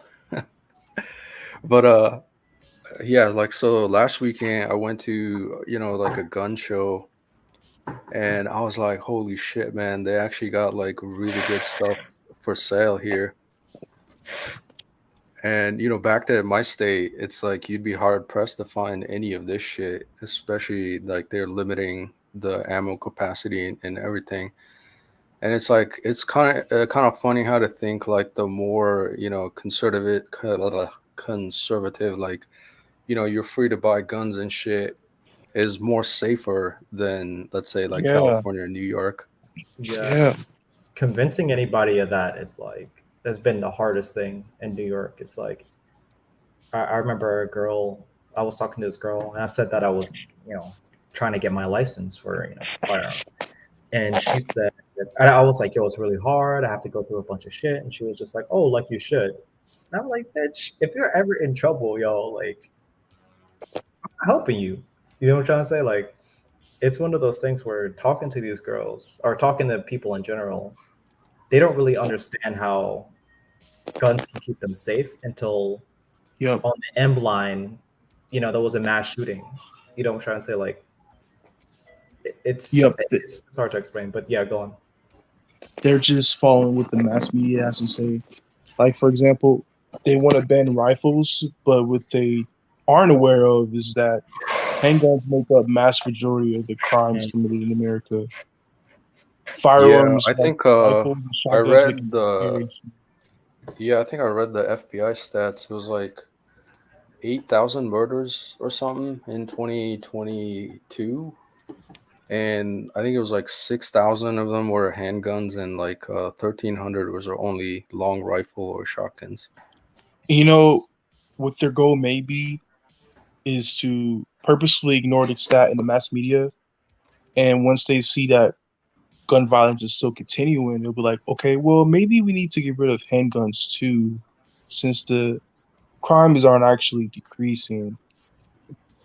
That'll be their exact goal once they get rid of rifles. Yeah, I actually went to the shooting range on Saturday, I think, last week. Yeah, tested out like my brother-in-law's pistols. It's like at 15 yards. I got them dead center, like the 9 Nice. area. So I still got it. I think the aim is don't close your left eye or right eye. It's like you aim always with both eyes. Yeah, And as that's soon as you how figure that, that's yeah, as people soon how as you that's how figure people that in the shit military out, train it's like, too. damn, my accuracy just jumped like tenfold. That's how military men are trained as well. Because when you're in a high intense situation and you have that adrenaline pumping through your blood, you aren't going to think about closing one eye just to fire a shot. Yeah, like Your at instincts will kick in. 15 yards, like 18 out of or 17 out of 18, I got them like in dead center. So Yo, but is this one eye technique also working with scopes? Oh yeah, you have to use the one eye for scopes. Yeah, okay. yeah, scope is definitely one eye. Yeah, because most modern ARs they have a scope anyways as a standard, right, nowadays. No, they don't. You usually have to get your own scope. All right. Well, I shot the G36, so that But has a. I think, in my opinion, like scope is pretty worthless Oh. because if you're thinking in real life, you're gonna engage. Like if you have a rifle 50 yards or more, you're definitely at an advantage. But Yes. most gun battles happen in less than 50 meters. It's more like Yeah, but 25 meters. an optic scope, I don't know, red dot, anything, optic scopes, 2 times zoom probably. I think it's helpful in most situations. I say it's even worse because Okay. the most engagements I would say is less than 50 Yeah. or 50 meters. Yeah. And with a rifle, just the iron sight, you really don't need a scope for that range. Yeah, I but think anything after 100 yards, you definitely need a scope. iron sights is kind of sucky when you shoot when it sucks when you shoot on the ground or when you know what I mean. When you're not in the normal shooting position straight up, so when you are like on the ground, when you are putting the Behind gun cover? on. Oh shit. Yeah, 1 second. Fucking FBI. shit fell off the table. Yo, Drillix, when you come back, I have a question for you. I've seen that photo that you have in your profile. I was just wondering, are you in the Looks Max form? Oh, he said he'll be back. Yeah. So Jack Tyson. Yeah. All right, I'm back. Yeah. Hi. Did you hear Some my shit got question? knocked off the table because of the fan. Did you hear my question? I heard something about profile. Yeah, I saw that profile on the website looksmax.org. Are you on that website? No, I don't participate in any Oh, forum. okay. FBI is watching you. They can do all the investigation of me they want. I ain't do anything illegal. Shit, I don't care. Yeah. I've got a looks maxing idea myself. I'm just going to run it through you guys and see what you think. All right. I thought of like a methodology, but it only works for one guy in each town. Mhm. So what you do is you become the chief mogger in your local vicinity. Right. So what you do, all right, you've got to be disciplined. That's the number one thing. You've got to be disciplined. And if you're a white guy or a black guy, you've got to do the same thing. But you have to follow these rules to begin with to actually have the effectiveness of these tactics. So the first thing you do is you hit the gym, and you don't worry about body fat or anything to do with having an aesthetically pleasing physique. You just get big. So what you do is you just eat as much as you like, and you You take get fat growth max, hormone- dude. You Just get just, gro- just fat max theory. you get No. you get Max. you take growth hormones, you take steroids, you take You just gonna like the math of fucking like what if you're like Yeah. 5 and fucking 2, you're like a math of you fucking take like testosterone replacement therapy. Oh and no. and what you aim to be is just a great big overweight, heavily muscular beast of a man. All right. That's the first thing. King Mogger. Yeah. But you've got Hold on, Jack. I don't necessarily endorse this, but I know Mystery and I used to be fucking fat cells. So by definition, we just did what you did.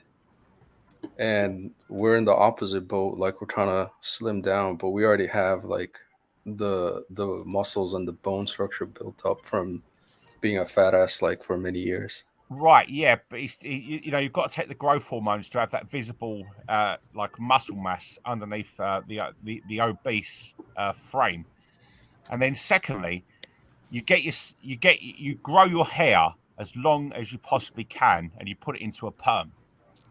Yeah, the perm is very important, and it doesn't matter if you're a bald cell, you get yourself a wig and you make yourself look like you've got a perm.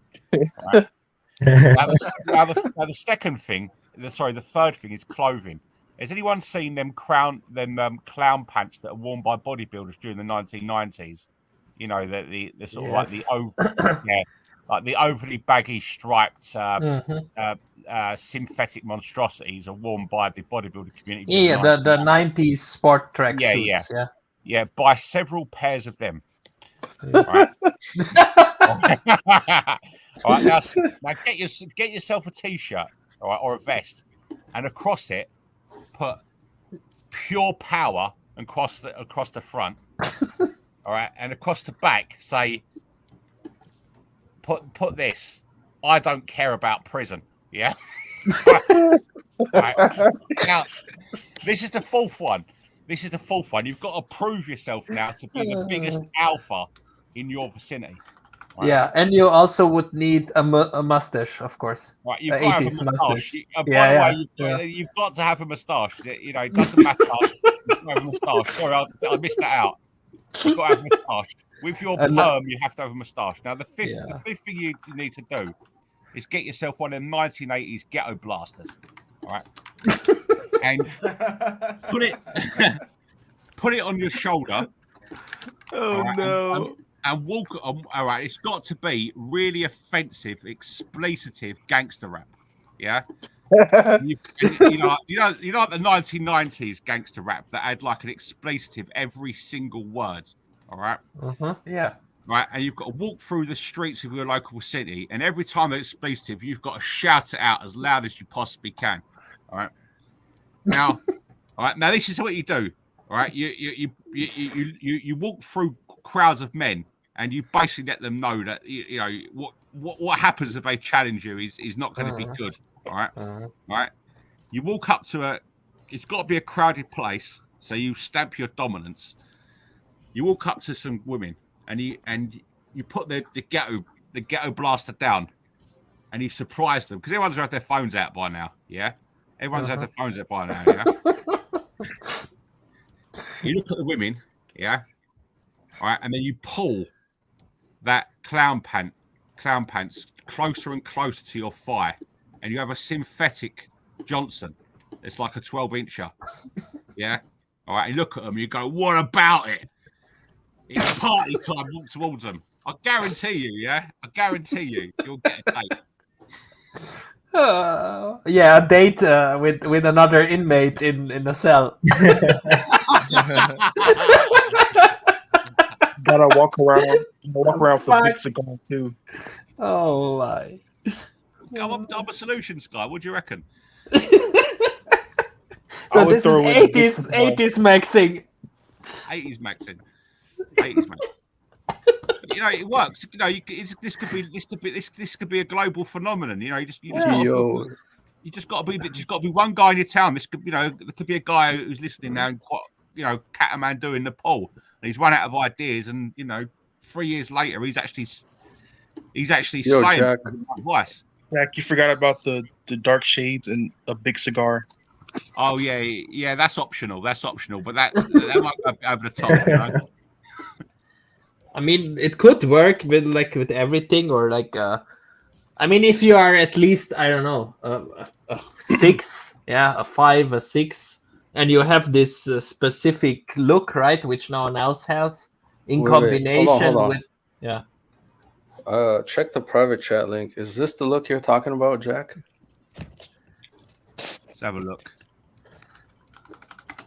You know who you're gonna appeal to? All the 40-year-olds. Yeah, just a 400-pound mass monster version of him. Yeah. Yeah, instead of the jeans, you need the clown pants. Yeah, that's the look you've got to go for.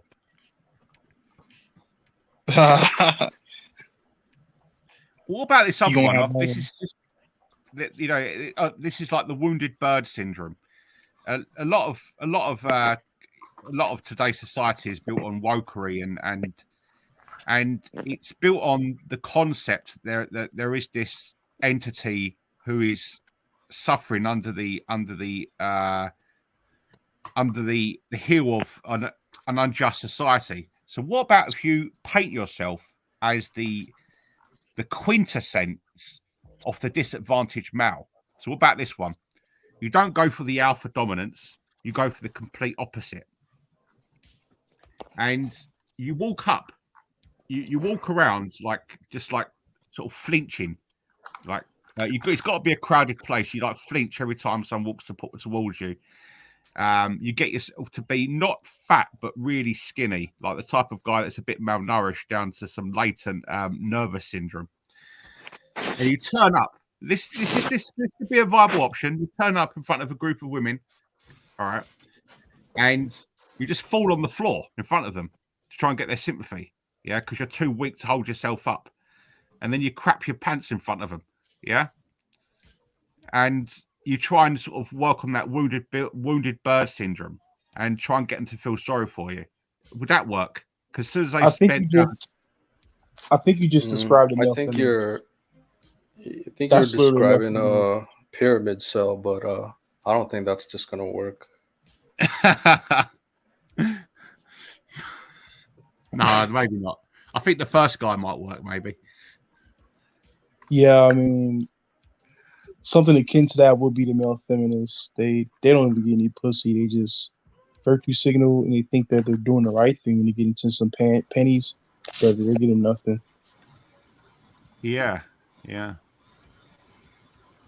these guys actually believe the stuff, or do you think they're just doing it to get in there somehow? Well, they're blue pilled, so they think that they're doing something that'll give them the advantage, but they don't get any results. So, all right, because the women don't respect them, truthfully. Yeah. But check this out. Like, so on vacation, they got a gym here. So it's like I literally just walk 5 minutes and I have access to all this shit. I fucking worked out like 2 days in a row and I'm just like suffering so much pain. But I'm like super motivated now to like actually exercise. It just made me realize like how fucking lazy I am, like cooped up in the room all the time. So it's like when I get back, man, I'm just gonna go for it. I know it's gonna increase my SMV by like 0.02, but you know, it's like I kind of felt this, Hulk max. bro. I feel the same way, bro. I've been powerlifting since October of last year, and I feel more masculine. Cool. I You developed the actually, mindset that every man should at least try to find the peak of their strength. yeah. You- Yeah, dude, Another thing. there was a Another thing. time I was going to the gym for like 5 days in a row. Actually, almost 6 days in a row. It was like right after work because I had nothing better to do because it was either work out for like 2 hours or sit an hour and a half in traffic. So it's like you just work out for 2 hours and then go home in zero traffic for like a 30-minute drive. Anyways, long story short, it was like the perfect combination. So it's like work and then work out and then go home and pass out, rinse and repeat. I did that for like 10 months. And I Damn. feel like at the peak, I was like, holy shit, I felt like Superman. You know, you were getting like rock hard boners like you've never had before. It was just like, you know, you just took the super soldier serum and it was like, Yeah. damn, so good. It's The like, thing I about think if you've experienced that, that's why people like just become gym cells or the gym We thing have about rats, I better guess. endurance. the thing about working out though is like, yeah, you increase your testosterone, but you also could be jump starting your balding process too. So That's true. Yeah, Hmm. that's why I Yeah. don't take any testosterone. Yeah. I do it all natural. What Yeah, have but you Yeah, been- I it's only, wasn't taking but it, anything at this time. It was just like, you know, regular protein shakes and none of that Yeah. stuff.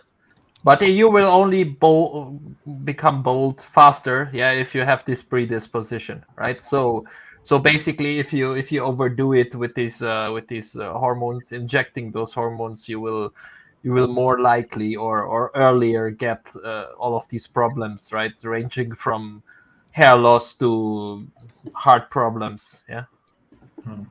I think Thai And boxing is the best exercise. oh yes, oh yes. You know. Muay Thai? Yeah, Muay Thai, because you've got like a full body workout. Mhm. That's a real man sport. Sorry, mate. That's a real man sport right there. Oh, mate. I mean, I would say that Thai boxers. Yo, It's like, I think boxing in general is good, but you know Mhm. what's so underrated? Take a guess. Uh, is it a grapple sport? Mm. No. wrestling. Arm wrestling. sleeping. No. Sleeping. Well, yes.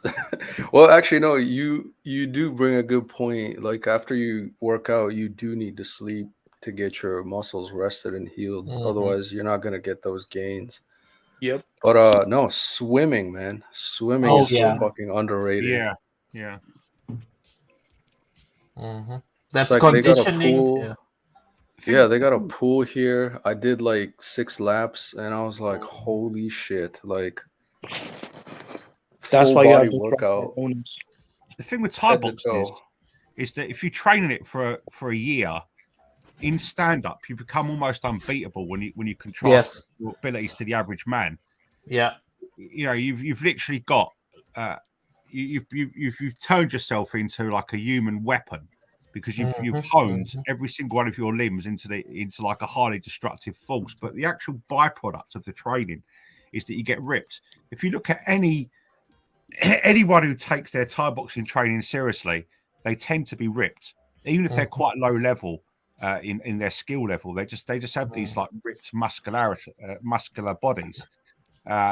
And it's consistent. They're always doing hard cardio every day, day in, day out to keep themselves at their peak. And I think you're right, Zay. I mean, you look at like a Muay Thai fighter.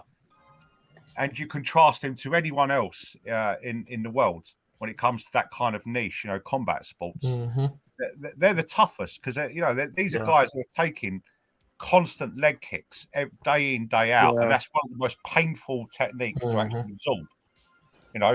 I also think if you look at MMA, yeah, mixed martial arts, it's basically if you have like the standing fight, which is Muay Thai, yeah, and then if you have the grappling skills, basically you can do it all. It doesn't matter if you are grabbed or if you grab someone, if you fight standing, if you fight on the ground on your knees, yeah. Yeah, that's why Americans, if you look at like videos on YouTube, if you look at street fights on YouTube or on Reddit, if you see Americans when they get in street fights, they often look like they're completely on a different level to guys you see in Europe, because a lot of American youngsters wrestle from a young age. Yeah. And if you wrestle from a young age, you're on a totally different dimension to somebody who doesn't. And I don't think Americans quite realise how badass they are, because you actually look at the sports you do out there. Like, you've got American football, you've got wrestling, hockey. You've got all these badass sports and lacrosse. Ew. Just kidding. Yo. So, Jack, you just reminded me. This was a topic I was talking on another stream, but I think I finally cracked the code. Let me know if you all agree. So, have you ever encountered one of those, brainwashed feminists that they're like, oh, there's no difference between, men and women in sports and all this shit. Like, if a woman works out hard enough, like, they can be just as strong as a man kind of bullshit. Thank God I've never encountered him. Thank God.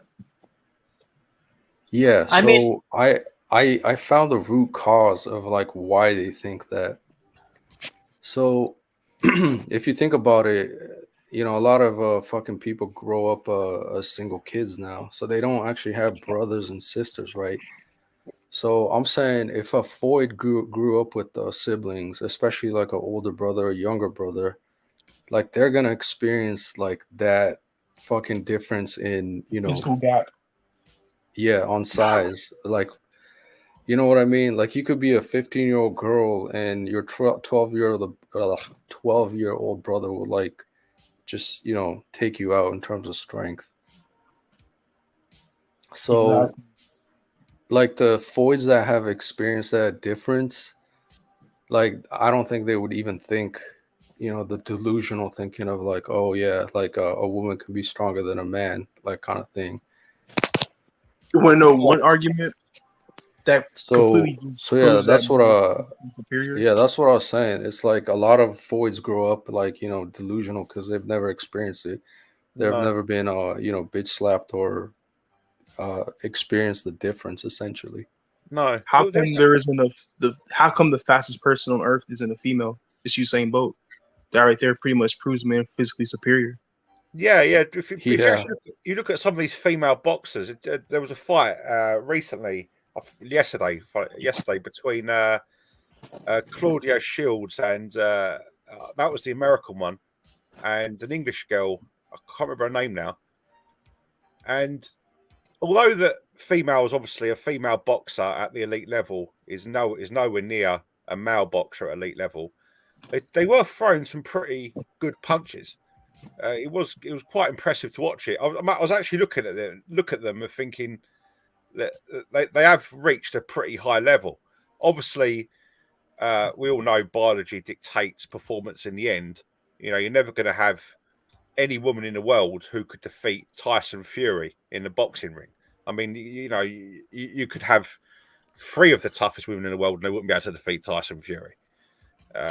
Yeah, I mean, you could probably have 10. You could probably have 10 of the toughest women in the world and they wouldn't be able to beat Tyson I don't know, Fury. man. Like Ronda Rousey and what's that other one? Gina Carano. Like one-on-one, I might be, I might think twice. But in general, it's like Oh yeah, A woman taking me out, If you- it's like, yeah, whatever. If you train for 10 years, I think you could take on Ronda Rousey, honestly, because she wasn't even the best female UFC fighter at the time. I guess she technically was, but yeah, you know how that turned yeah. out. I've not done jiu-jitsu like BJJ on and off since I was 20, like 20 years now, and it's really awkward when you roll with a woman in a gym.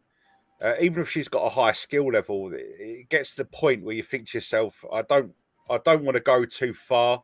I don't want to put enough pressure in this place, and I don't want to touch the wrong area because of the Yeah. potential problems you could have with it being misinterpreted as a sexual act, and it becomes really awkward when you're actually training with a woman.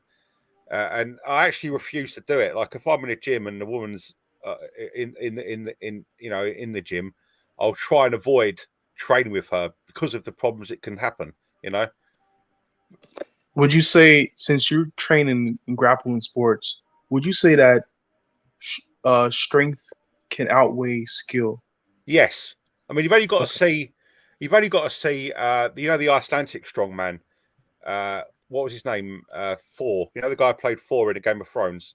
Yeah. He's like a 6'9", 350-pound mass monster, and the dude wrestled a BJJ black belt in England about 2 years ago, and this BJJ black belt was pretty high level. The guy knew what he was doing. He could teach UFC fighters. His skill level was that high. And this dude Thor had never trained in BJJ once in his life, and the guy found it impossible to get him off of him when he was on top because there comes a point where So this is the reason why you have weight classes, right, in fighting sports. yeah. Well, Conor McGregor used to spar Thor, and Thor just picked him up and just sort of manhandled him in midair. You know, there is a point where strength overcomes leverage. You know. Yo, wasn't there? Who's that actor again that played Mad Max in the latest one? Jesus. Fury Road, Mad Max. Yeah. Tom Hardy.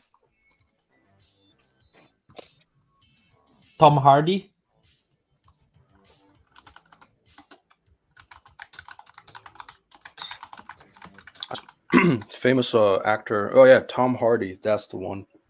Yeah, there was like an article where I think he went to some Brazilian jiu-jitsu gym and just basically schooled like everyone there. Oh.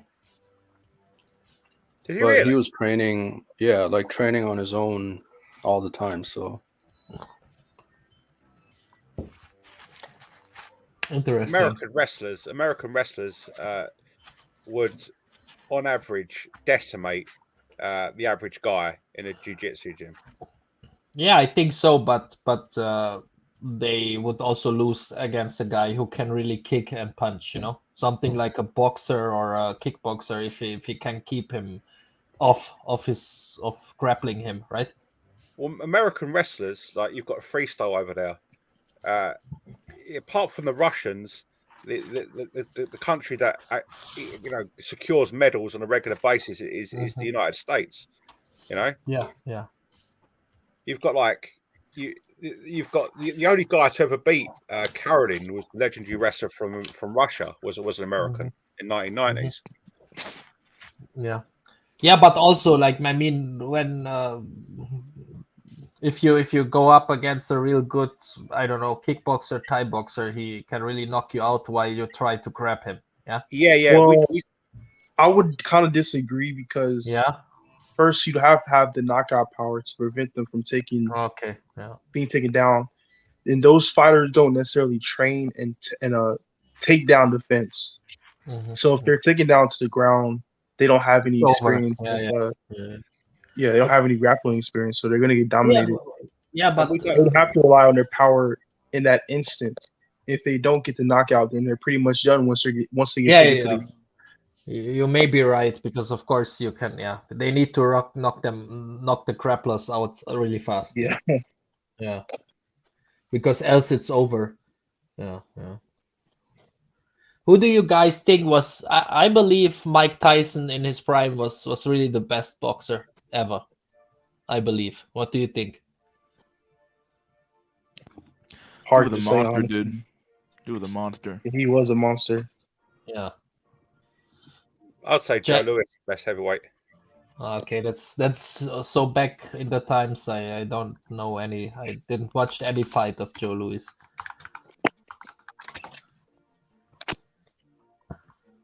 Kind of rare how like boxing kind of fell out of favor with a lot of people don't really talk about it anymore. Hmm. Yeah, it seems that MMA is taking over. Yeah, MMA took over real hardcore. MMA is fucking brutal. Wow. It's so much Yo, more brutal than boxing. yo, Jack, you remember what you said earlier about the TIE fighters' physiques? Yeah, What I kind of didn't notice is that TIE fighters actually more often than not are more ripped than actual MMA fighters. Hmm. they're unreal. They're unreal. That in Thailand, it's their national sport, Yep. and they fight once a week. It's a way of securing an income for your family, and the way they train, when you compare it to MMA fighters or boxers in the West, is just on a totally different level. They have to be in shape all the time, so they naturally just do not ever have fat accumulate on their bodies, and yeah, they're just these lean machines. But the thing is, we don't actually see, in my opinion, proper TIE fighters in the West. We No. we see power No. imitations that exist just as part of a marketing machine. I mean, You if you can't forget the kickboxers in Europe. They are trash. Okay, there are some good. There are some good. There are some good yeah, but Dutch kickboxers, but they get really good when they go to Thailand and learn Muay Thai. yeah, but how many Dutch kickboxers have actually ever gone to Thailand and actually beaten the top Yeah, Thais? yeah, exactly. This Yeah. doesn't happen. Mhm. You know, to beat the Thais, you pretty much got to live out there for for a Yes. decade and live that lifestyle. Hmm. Yep, it is a lifestyle for them. Yes. It was Yeah, the last time I was in Thailand. I was watching a fight, Muay Thai fight. There were different. There was females and males, and it started with I don't know 12-year-old boys and girls. Then went up to under 15, then under 18, and then the grown-ups. Yeah, and there was this fight. Two guys, I don't know, two young men, 15, 14, 15, and this, wow. So one of the guys, he was like constantly attacking the other one, so the other one was in the ropes. Yeah, he was basically only defending, yeah, for 1.5 rounds. Yeah, and in the middle of the second round, yeah, he saw the guy who was constantly attacking to be open because he was punching a swing. Yeah, and he knocked him out by just extending his elbow, yeah, on his nose. He landed, you know, the defensive position, right, when you have both of your hands in front of your face, right? yeah, And the other guy, the attacking guy, was swinging. Yeah, he was punching and kicking him like 1.5 rounds. And then the defending guy, he was only in the ropes, and he just extended his elbow and hit with the elbow on the attacking guy's nose, and that's it. It was a knockout. Yeah, one hit basically, because the defending guy didn't do anything. Yeah, he was just yeah. defending in the ropes, and he just Something was guys, looking for his opponent to see a to to to s- to see a space where he can hit him. You know, where he yeah, can counter him. something guys out in Thailand are like superhuman. If you heard of Bakwa, he's the most famous. Buakav. Yeah. Yeah, and you know that guy could actually kick down bamboo trees with his shins. You know, Yeah. and I mean, if you look at any Western striker, Mhm. and you asked him to kick down a bamboo tree with his shins, he just wouldn't be able to do it. You know what I mean? And this guy who could kick down a bamboo tree with his shins, Mhm. you know, this whenever Western guys go over there, even if they train really hard, they're just not at that level of mentality where they can do these types of things. And he just goes right through them, doesn't he? You know. But Yeah. I Their think, bones, the strength of their bones is insane. yeah, yeah. Yeah, you can build that by creating impact on your bones. Yeah, so probably because they start at the early age, right? Yeah. They've maintained that kind of masculine warrior culture within that Pacific ecosystem in Thailand, which is something that all men are capable of. That's the thing. If you look at any group in the world and you go back far enough, that's what men used to be like. And it doesn't matter what group you look at. If you look at like a Vietnamese man who's living in a city in Vietnam, if you go back 1,000 years, that guy would have belonged to like an Asiatic roaming band of like bandits or something, and he would have had that kind of masculine ethos. And if you go anywhere else in the world, you go back far enough, that's what men used to be like. And we see little flashes of it today. We're like, oh, ain't that amazing? That's a man. That's just what a man. Yeah, that's just what a man should be. A man should be able to stand in front of a bamboo tree and kick it down. He's a man, isn't he? Yeah. And it's like we've got this level of. I mean, I'm talking about myself as well. Like it's we've got this level of degeneracy now where it's just like it's becoming. We're becoming like an embarrassment to what it means to be like a human. You know what I mean? It's like. And it's this, there's a criminal from England. Sorry, Mystery. Can you play that video? Which video? In the private chat, the one I sent in the beginning. The one at 5:50 p.m. Yeah, the millennial thinker one. It's literally what Jack is talking about, and it's a 2-minute video, so it's short. Oh, really? Was he actually saying that like men used to be like that in the past? Yeah, it's like men or what was it back then versus now? Well, I read a story one time about a war between the Scottish Highlanders and the English in 1745 when there was the Jacobite uprising. It was like a dynastic battle. I can repost it. Now I got it up.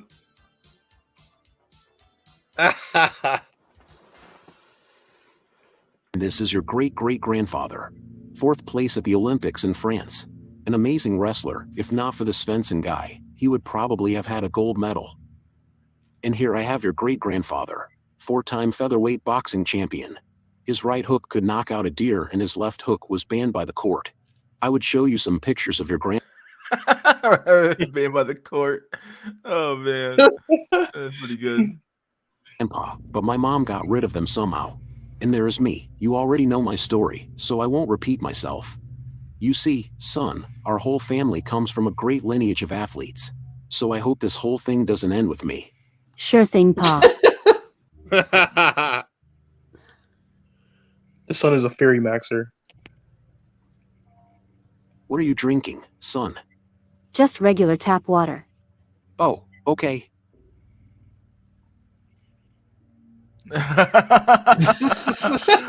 Okay. No. Literally what we've been talking about. Yeah. Yeah. Yeah. See, I got the memes on tap even on vacation. Spicy meme. Well, see, at the moment, the UK is looking like we could have some problems. We've just sacked our chancellor.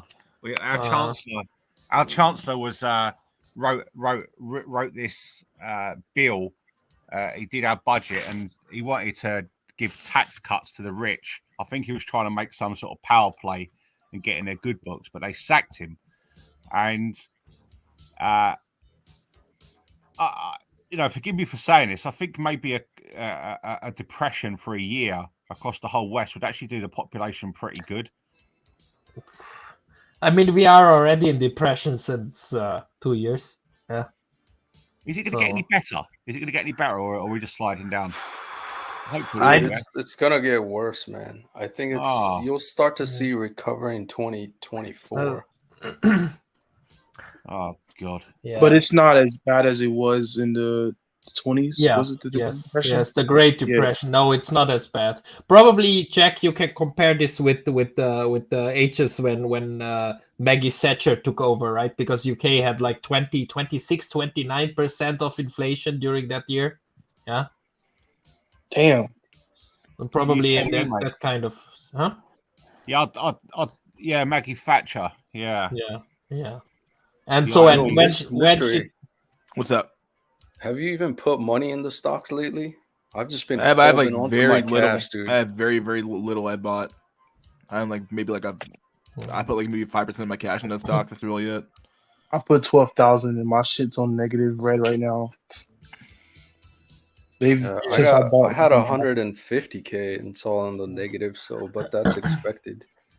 no, I don't haven't been putting anything new in. It's just clown world. Yeah, do not buy now. Do not buy now. This thing will last for another, I don't know, 2 years. The next winter will be probably even worse than this winter. Yeah, I'm expecting massive decline coming. Well, it's already October. Yeah, wait till December and January when the real winter hits. Yeah. But what I think and what I have heard is I think the US and the dollar will be the first ones who get out of this thing, because they are US is in yeah, it's mostly self-sufficient. Yeah, it's actually the opposite. Like the dollar is getting stronger while all the other currencies are being devalued. Exactly. And one of my favorite macro economists I'm following, he said that the euro will drop to, so now we have parity, like the euro is parity with dollar, so one would change, you use 1 for 1, so the euro will Actually, drop the to dollar or the euro is less than the dollar now. yeah, but it's a little bit, it's 0.97 or something, right? Yeah, so it's basically parity, but it will drop to, the euro will drop to 0.85 probably. Yeah.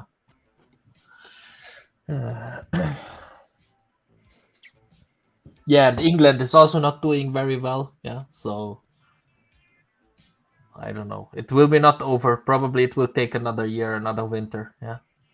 No, I think they just deflected like a major shortfall by propping up the interest rate, but then that's just only buying some time. I think it was I forgot what they were called. It was not bonds, but it was like a collection of bonds. There's like a specific word for it. But that whole thing was like going belly up, and they just like narrowly dodged a bullet. Yeah. Let's see. It's not over yet, and I don't know. At least I would say it will take another 1 or 2 years probably. Yeah. The Saudis Yeah, that's tried to buy oil in rubles or yuan. It's over for the dollar. Yeah, and you have this petrodollar system, yeah, which is slowly coming to an end, yeah, because Russia, China, India, Brazil, yeah, and the Arabs, yeah, they all trade the oil not in dollars anymore, yeah, they trade it in their own currencies, yeah, so that's bad for the dollar and every other currency which is related to the dollar, right? Like the Japanese yen, like the European euro, like the Canadian dollar, like the Australian dollar, and so on. And the thing is, yeah, so that's what's happening, and so yeah, the dollar is losing his. Sounds like they're losing faith in the American dollar. Yeah, exactly. But then again, you have a problem, and this is also bad for China, because previously it was king dollar, right? It was king dollar. China was buying Africa and other places in South America. Yeah, they were buying $4. No one wanted Chinese yuan or yuan, whatever it's called. No one wanted Chinese currency. So China bought the world using dollar. And so if you need the dollar, of course you have to sell products to America, and then you get dollars. Yeah. So that was good for the economy of US and the whole world, basically. So now you have the problem that king dollar is failing, yeah, or one nation after the other is not willing to buy to trade or buy especially oil or gas with dollars. They want to doing it with their own currency right now. So the dollar just drowns, yeah, and all of the other states are also drowning because they have debt in dollars, because previously, like 3 years ago, up until probably lately, they were buying everything in dollars, yeah, so they have debt in dollars, yeah, so we have a crisis on the whole world, yeah, because of the dollar. So that's what's happening basically. It sounds like the dollar could possibly end up being replaced within the next couple of decades.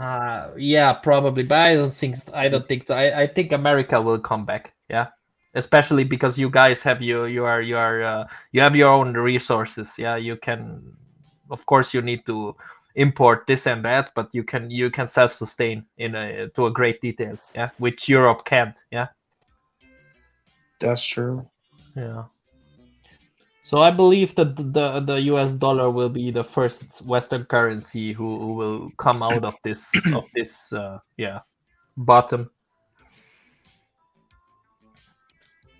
Except I don't think our access to gasoline is as strong as other countries in Europe. Russia's fuck, China's fuck, Brazil is low tier, India's Yeah, okay. exactly. South Just America is something. yeah, just look into Ukraine. Yeah, now you see Putin had to draft another 1 million people to go to war. Yeah, and he's not doing well. So basically, Russia is showing the world that their army is trash. Yeah, and yeah, so all of these nations. I mean, yeah, Jack is right. They what are they offering? They don't have the tech. I mean Chinese military tech is trash.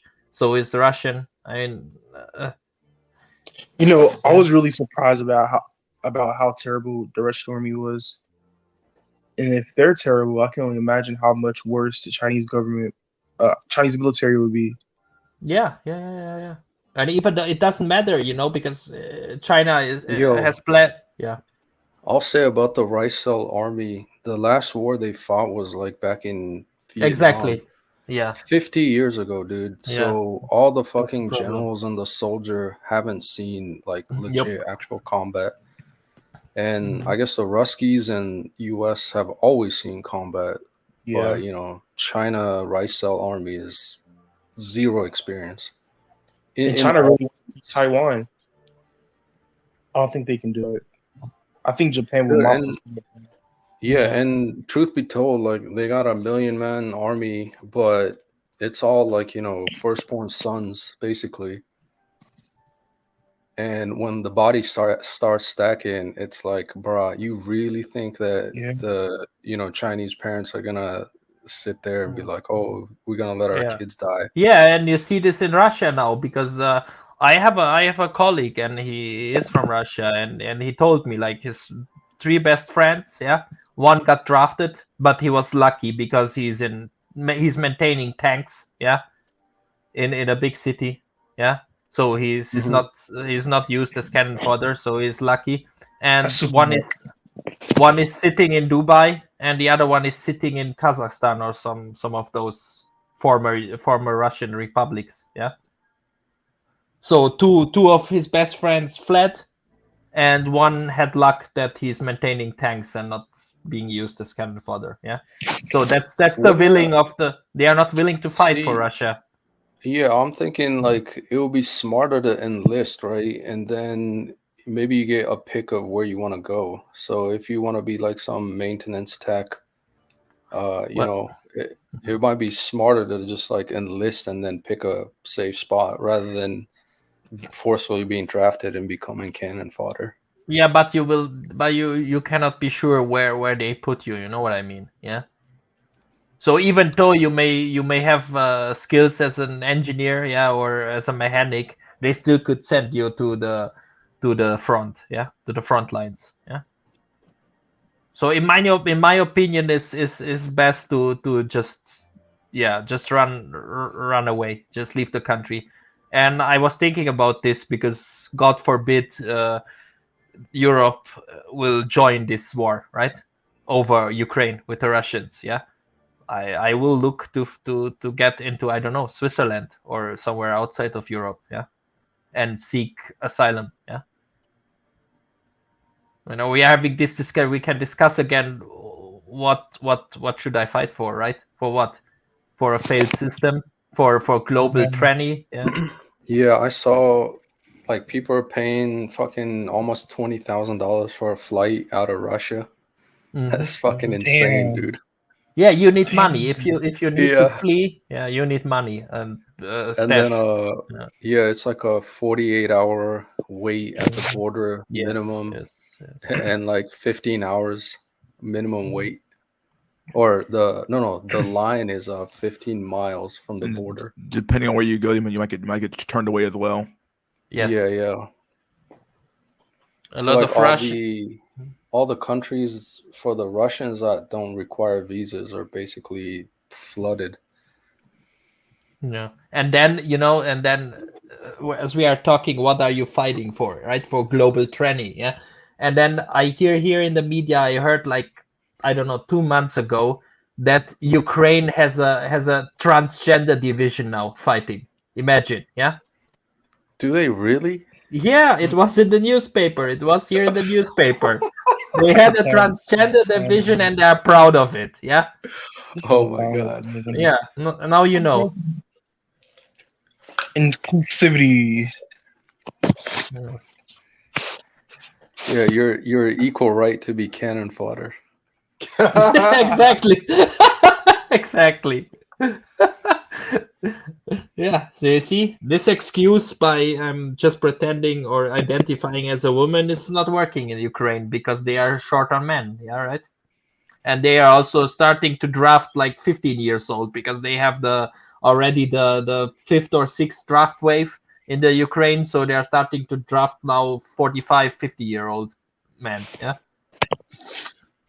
If they're really getting that desperate, I can't really see the Ukrainians winning the war. Even if, Yeah, but yeah. I think they're actually winning just based on a picture that the media in America is painting about the war, that Russia is losing. But if they're Yeah. really getting that desperate, then Ukraine obviously in the long haul is going to lose. Yeah, but you can, you can. Unless allies get involved. Yeah, but and they're gonna allies, push Russia yeah, back. allies are involved and they have the superior Yeah. tech. Yeah. So, and then again, both have failed. So basically, what you want to do in military tactics is Putin or Russia tried to capture Kiev, right, the capital. Yeah, but he failed.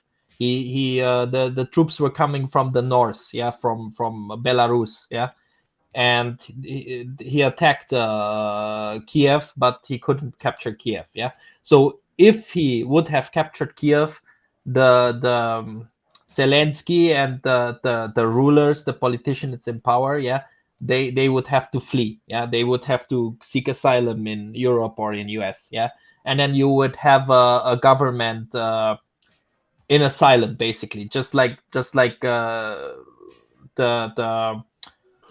Cuban government fled when Fidel Castro was taking over Cuba. Yeah, they fled to US. Yeah, so Putin didn't achieve that. Yeah, and the Ukrainians also, I don't know, they cannot recapture much. Yeah, in the last few weeks, I haven't heard any great achievements in recapturing major cities. They only recaptured small cities. So we are somewhere I got in a draw. I got 2 points though. Like I actually got footage of like USA cells getting shot and killed. The ones that are fighting for the Ukrainian cells. So like make no mistake, it's like Western, former soldiers, I should say, are already Yes. in Ukraine fighting Yeah. dying But for that matter. yeah, but And they are then not. go ahead. No, I'm listening. Yeah, and then the other funny tweet from the other day was, I think Elon Musk was like just proposing a peace plan, and one of the ambassadors in Ukraine was like, his response was like, "F you to well, Elon Musk. Yeah. And then I think he was like, yeah, I will literally take your criticism under advisement, because I think the ambassador was telling him to f off. Yeah, And that's he true. doesn't, he literally doesn't realize that Musk is providing Starlink Yes, fucking exactly. $20 million a month for free internet. And literally it's like, if I was Musk, I would have been like, yeah, I'm fucking canceling Starlink in Ukraine like tomorrow.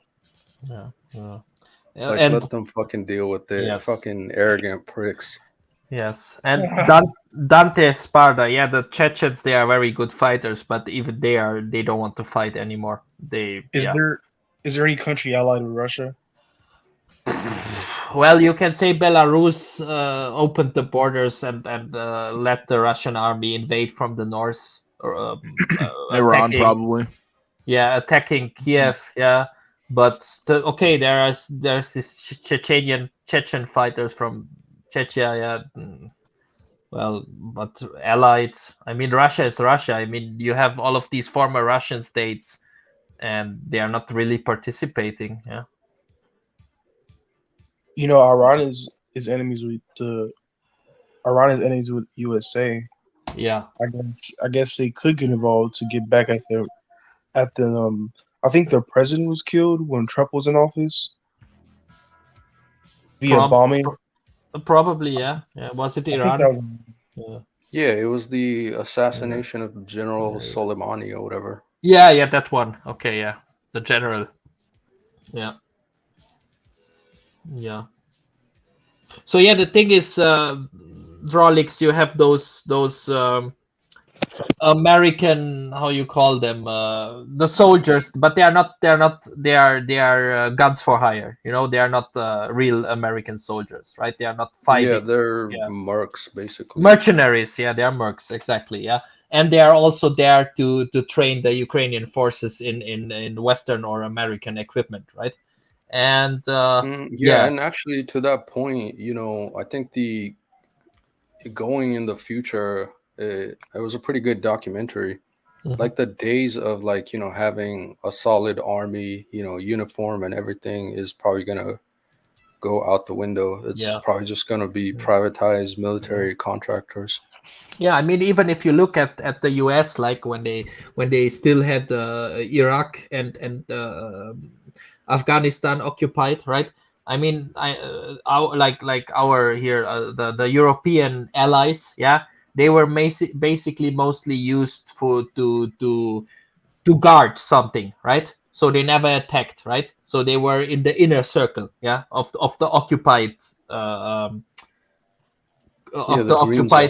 Yeah, the green zone, exactly. And the next zone was basically US military, and those guys who got the real bad jobs, right, where there's shooting and explosions involved, were mostly mercs. Yeah, that also makes sense from a political point of view, because you can your army, there's less deaths, a lower death toll in your army, right? So you have to, so your population will support the war longer, yeah. And that's also a reason why Putin is using the Chechens, right? Because it's not Russians dying after all, yeah. Yeah, I mean, you don't want to use your best shit at the very beginning. It's always kind of like save to the last. Exactly. And then it's also was this controversial talk when it started, and people were discussing, why is Russia showing up in Ukraine with old tanks? Yeah, they were not using their new, I don't know, T something 52 Armata or what is called.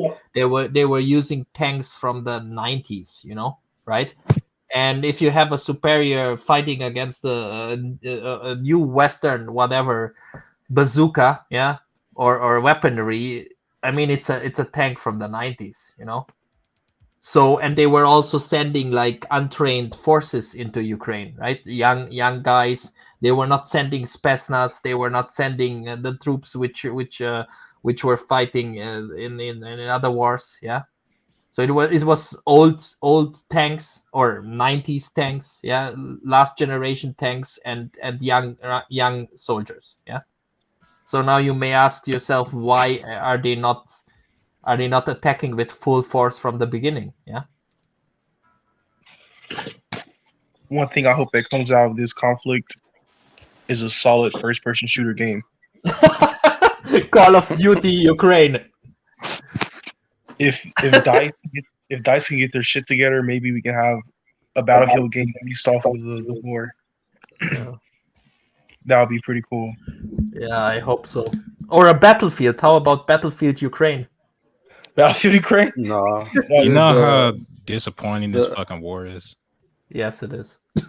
The amount of fucking credit everybody, all the military nerds, like kind of like me, gave the Russians going in, bro. We thought this was about to be Desert Storm. We thought we was about to see some cool shit. I thought I was gonna see AKs like flying out the sun and just get, bro. The disappointment I had on the fucking day 3 when these motherfuckers couldn't pull it off. the feeling is mutual, bro. Yeah. There's Like, I probably thought Russia was gonna unveil its latest and greatest.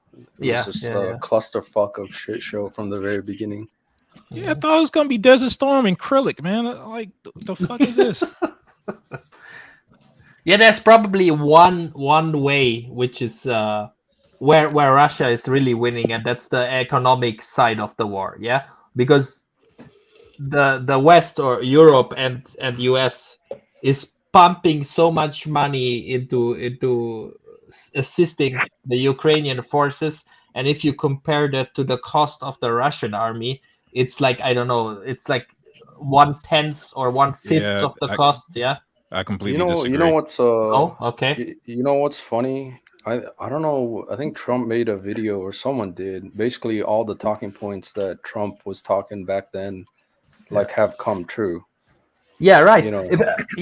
Yeah. So, are we talking about the agenda here? You know what I mean, right? No, and I think Trump knew this shit was gonna happen, right? Yeah, like, yeah, in yeah. terms of fucking EU and Yes. NATO, like, Germany is royally fucked, and they fucked themselves over Yeah. by being, dependent on Russia.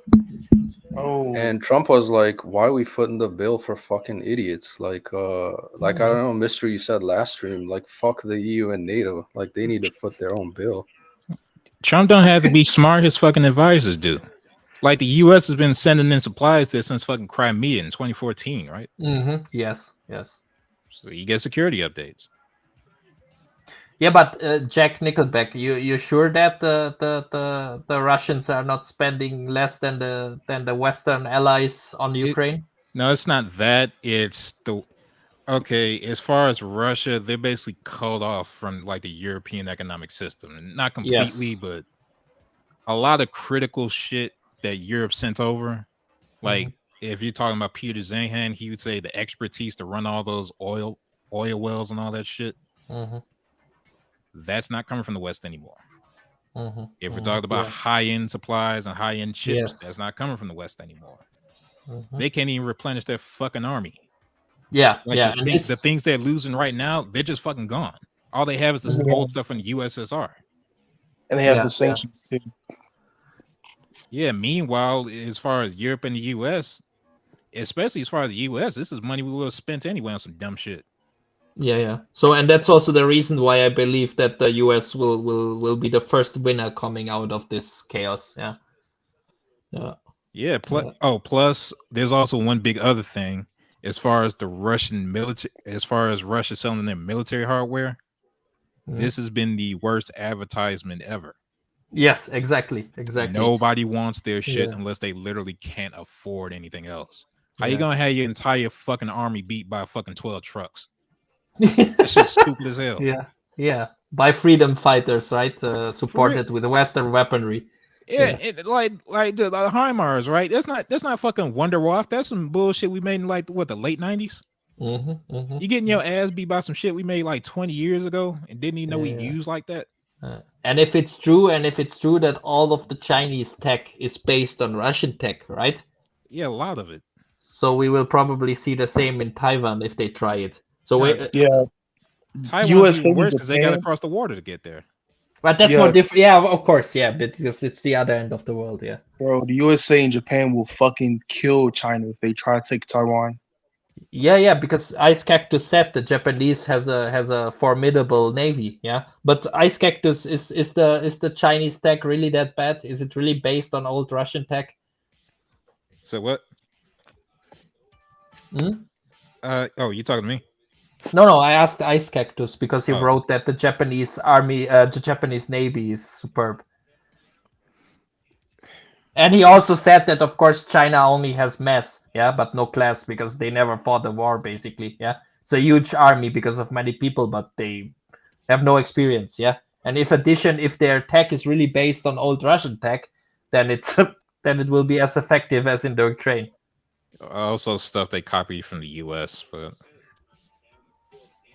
a lot of the designs over there look eerily similar. Okay. Still, China's untested as a modern army, so nobody knows how that shit goes.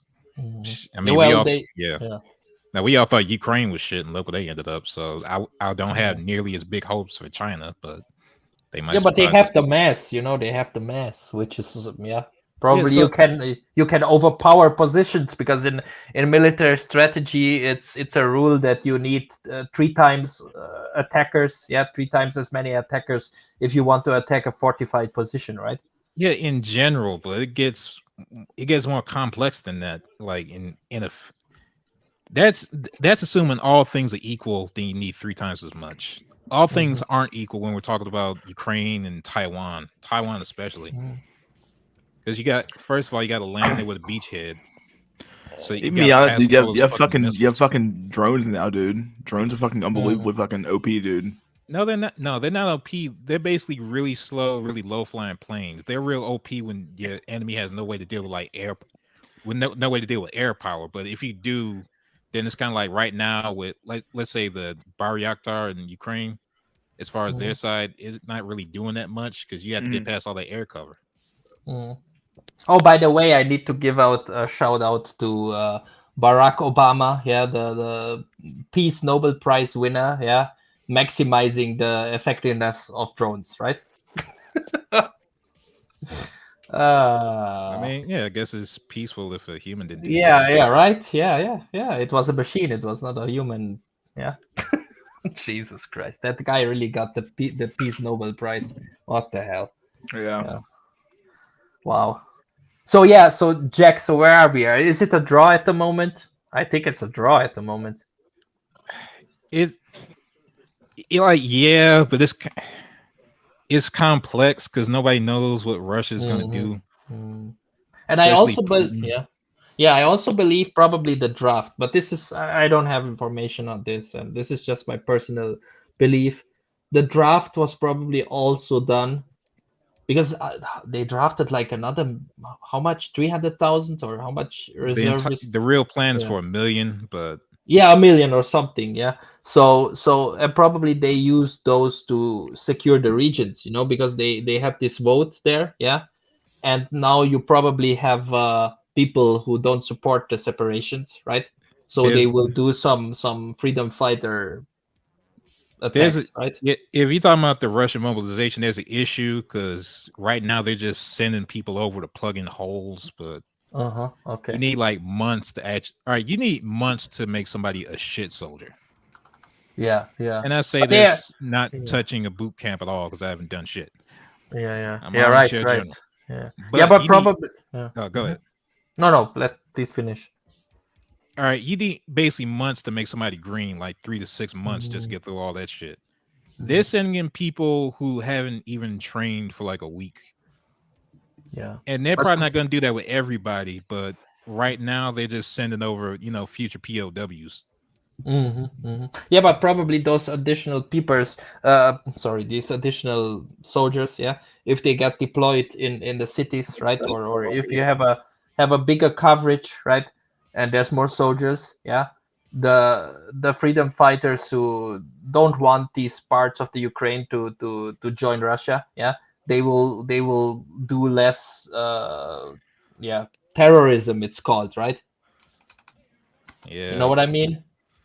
Yeah. Probably just by showing up there and having a Russian soldier standing on every corner, yeah, you can suppress like these freedom fighters from bombing something. You know what I mean? Probably. I don't know. It's just an idea. Okay, as far as police action, Yes. maybe kind of, but I mean, shit, didn't that training camp in Russia just get shot up by those 2 recruits? Yep. Okay. They killed like 11 and wounded 14 or some shit. Like, Jesus Christ. Yeah. so yeah, look, the fucking mobilization. All right, Russia has Hey, long-term Jack. demographic problems, right? Yes. Yep, it sure do. Were you talking about the recruitment center get shot up? I forgot where it was, but long story short, these 2 trainees or whatever, to my knowledge, basically when they're training for coming over here, basically killed like 11 people, wounded 14 before they got killed, and that was like what, either a day or 2 ago. It was recent. You mean like Also- just straight up mutiny? Kind of, I think so. Damn. Also, I don't know where is this going, you know? Russia sends their tanks from the 90s, yeah? Russia sends unexperienced young soldiers, and now they are sending the reserves. You know what I mean? Where is the new tanks? Where are the new tanks? Where are the Spetsnaz? Where are the experienced? They have nothing, dude. They have nothing. They're not sending in reserves, they're sending civilians. Yeah, They ran out of reserves. That's even worse. That's even worse. You know what Like, I'm you trying talking to- about the tanks from the 90s? They shot their best shot off at the start. It's like Sans from Undertale. He did his best move in the first few seconds, and like now just sending worse and worse shit as time goes on. Yeah. So they don't have it, or is it all fake, or why are they not, or are they afraid to escalate too much and then start a third world war? Or what's the deal? I don't understand from a logic perspective. I don't understand why you are not sending the real shit over there. You talking about us or them? No, the Russians. They sent the real shit at the start. They just suck. Oh wow. Okay. Remember when they were like outside Kyiv in like the first few days, the first few weeks? They went for broke. They just didn't pull it off. The ghost of Kyiv. Yeah, and they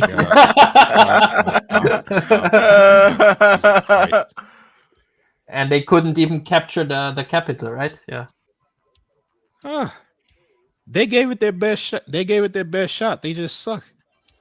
Yeah. Now you could say that like Putin was acting off of faulty information and all that, but if that's the best your system can do in the first place, then you suck. Yeah, right. Yeah, and then releasing like 6 of your generals after 3 or 4 months, right? And releasing a lot of KGB secret agents and generals, and wow. Yeah, they're the fucking lines of fucking militaries. Like they're just cycling through fucking CEOs and shit, thinking they're gonna like win a playoff, but like, nah, you just doomed. Yeah, but then again, the Ukrainians or the West is also not really conquering back important positions, right? Things are slowing down now. It's going toward the winter. They just recently had that sweep through the north. Okay. It's like it's a slow war kind of, but it's being won by the Ukrainians because they basically the Ukrainians have gone after command and control, and they've gone after logistics. So basically, a lot of times, even if the Russians have equipment and men, they don't have any supplies like food, ammo. I heard that. They Yeah, just they were abandon complaining. shit. Yeah. So you can imagine how good a situation that goes with a fucking recruit that's been trained for like a week and then just sent over. All they did was send over snitches. Basically, that's all he did. Do you think the war will end within at least 3 years? I would be surprised if it didn't end by either this year or next year. You wouldn't be surprised? I wouldn't be surprised. Probably in the negotiation, but still. Yeah. Where the fuck else is it supposed to go? Like, so Russia, you guys remember that scene in Gladiator when Maximus gets back to Rome and they were trying to negotiate a contract deal for the gladiators. And then the guy was like, "We've already rounded up all the flea beggars in the prisons or prisoners." They literally pardoned a bunch of prisoners too to go fight for the war. Yeah, Wow. yeah. What's that called? A penal division? That's a usual thing. Yeah. They don't really work out in war. It tends to go No, shit. they have Cannon no fodder. loyalty. It's cannon fodder. So I remember reading that they already quote unquote rounded up all the prisoners that were willing to fight instead of being locked up. And Bro. it's like from the dawn of history in Gladiator, they had that shit too. Mhm. Putin is not retarded. He tried everything he could not to fucking mobilize because he knew it'd be a shit show if he actually brought the war to the real core of Russia, like the St. Petersburg people and all that. He was hiding around minorities in the fucking East and shit. Like if you were looking at the fucking July era Russian army, you'd see people like the Asian eyes and shit. It's like, damn, Yeah. I didn't know Russia was part of that. But Do y'all think Putin will be kicked out of office after the war? Probably yes, and he will be replaced by probably another KGB guy, but the new guy will probably have better relations to the West, I believe. Yeah, Putin right now is trying not to die. Yeah. Because he is in an extremely precarious position because he staked his whole entire legitimacy on the war taking Ukraine. Then he did all sorts of short-sighted stuff because he thought he was going real soon, like sending all the trainers over as combat, all the trainers for the soldiers as combat people. What now, the fuck? Yeah, now like a few months later, you have nobody to train all these raw recruits. Now you just fuck. Oh. Yeah. He did there were all sorts of short-term things done because they were like, oh, okay, just a little more. It's like if I take out a loan to buy some lotto tickets because I figure I'm gonna win, maybe. Like, I don't. Yeah. So he will. I mean, the same thing happened with Gorbachev, right? And after Gorbachev with Boris Yeltsin, yeah. And Gorbachev and Boris Yeltsin, they were like very good friends with the West, yeah. So Europe and US began investing in Russia, yeah. So probably we might see something similar, but I think it will be like a compromise. So you will get another KGB guy, yeah, just like Putin, because they are in power at the moment. And this new KGB guy will be opening Russia up again for Western investments, yeah. It's gonna be strange. All right, one thing that was called back a long time, not literally a long time ago. I forgot who said it. He was in Russia. I forgot whether he was part of the military or not. But he said if they go through this Ukraine war, they basically set the tone for generational hatred right on their fucking border, which has come to pass. You basically have a Western powered and Western funded army that's ran by people that hate your fucking guts, and if not for the laws of war, will probably be committing war crimes. And that's your fault, and you didn't have to have that happen. And like a year ago, they were considered like fucking family and shit. Like this war is a complete. Not only that, but your young men, you got about 300 of them either wounded, captured, or injured, and you have like another million either now or on the way trying to leave Russia, and those are the workers. So where's your economy going to be, and where's your reproduction going to be? Because they're like 1.5 already. They have spent up so much long-term strength in this short-term war, and the people in Virginia, like fucking Langley and the CIA, must be fucking popping champagne bottles when they found that this motherfucker invaded. Let alone how they were at invading. Yeah, but Jack, probably they poked him so long that he didn't see another resolve. You know what I mean? Maybe, but still, this even if it's like even if you're gonna do it, this was like the dumbest way. Yeah. Or he saw a chance. Because I was talking about this previously. Look what's happening. So the petrodollar is not king anymore, right? Or it's not that powerful like it was, yeah. Because the Brazilians, the Indians, the Chinese, even the Arabs lately, yeah, they start saying no, we will not buy and sell oil for dollars anymore, yeah. So probably he saw a chance there, to hurt US even more, yeah. Yeah, I don't doubt that he took a calculated risk, but as the Mm-hmm. meme says, he was bad at math. He took a chance. He took a chance, and it didn't work out. But he didn't leave himself an exit. He didn't leave soon Yeah. enough when it started to go tits up. So he I'm figured, oh, just a surprised. little more shit, and I'll make it. But no, he never made it. I'm surprised China hasn't made their move since everybody's being distracted by this conflict. Yeah. Uh, But if China would make a move, this could turn in a third world war, because you have exactly the same thing in the Second World War, right? You had Western Europe fighting against Russia, yeah, and you had the Americans fighting in the Pacific, yeah. First So of all, China doesn't want to do that fucking landing in Taiwan and go through all those missiles. And as like I said before, they don't want to lose all those first sons in like a cataclysmic war. Like even if they won Taiwan, they'd lose it. yeah, And they would lose the consumption in Europe and America, yeah. yeah, that's the main thing. They would lose all that European and American trade and just be shut out the Yep. market. And then you have all those Asian states on the water that would shut them from going out into the ocean and shit. It would just be a complete shit show if they China tried. literally, they literally can't afford a war, like Hell from no. every aspect.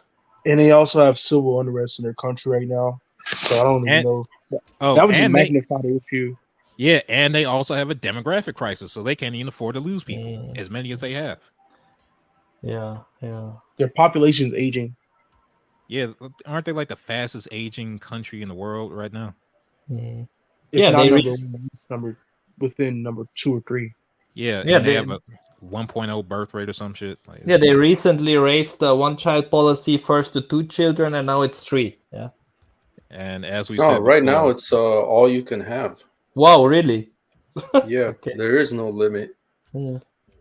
A little too fucking late though. oh yeah, shit. Yeah, just wait till everybody's used to having one child and then do that shit. Just let it rot, boys. Let it rot. That's what they always say in China. Let it rot. The only thing they're reproducing now is fucking nihilistic memes. That's it. Yep. Let it rot. Which is based as fuck. Or lay flat. One of the Do you It was- know the meme from China where this young Chinese woman was saying in a dating show, "I would rather cry in a BMW than be happy on a bike." Sounds like a woman. Because she was asked like, would you rather marry some rich Chinese guy you don't like, yeah, or would you rather marry a poor Chinese guy who looks good or something like that, or who you love, yeah? And her answer was, I'd rather cry in an expensive BMW. Lol. I can't even knock the honesty like that. Like a U.S. chick would just lie to your ass until Yeah. you married her, and it, like, nah, China, they just straight up like get your broke ass out my face.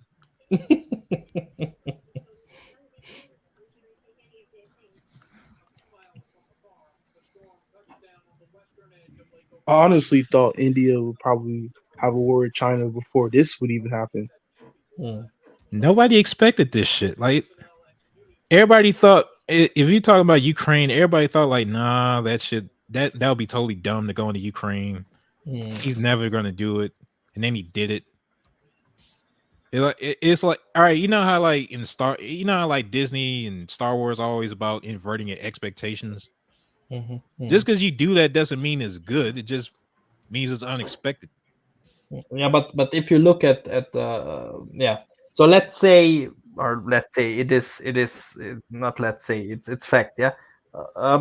Ukraine is a buffer state, okay? Ukraine is to Russia what North Korea is to China, okay? Yeah. So take a guess what China will do when South Korea and the Western allies, yeah, poke North Korea or yeah. So Putin, I think he also wanted to keep Ukraine as this buffer state, because if Ukraine would have really joined the NATO, right, they would have a direct border to Russia. Yeah. Yeah, and out of all irony, Sweden and fucking Finland joined, so he already has that problem in the north anyway now. Yeah, and they also joined the NATO now. Yeah, so that's even worse for him. Yeah. Yeah. And the Baltic states like Estonia and those are also already in the NATO, right? Yeah. Oh.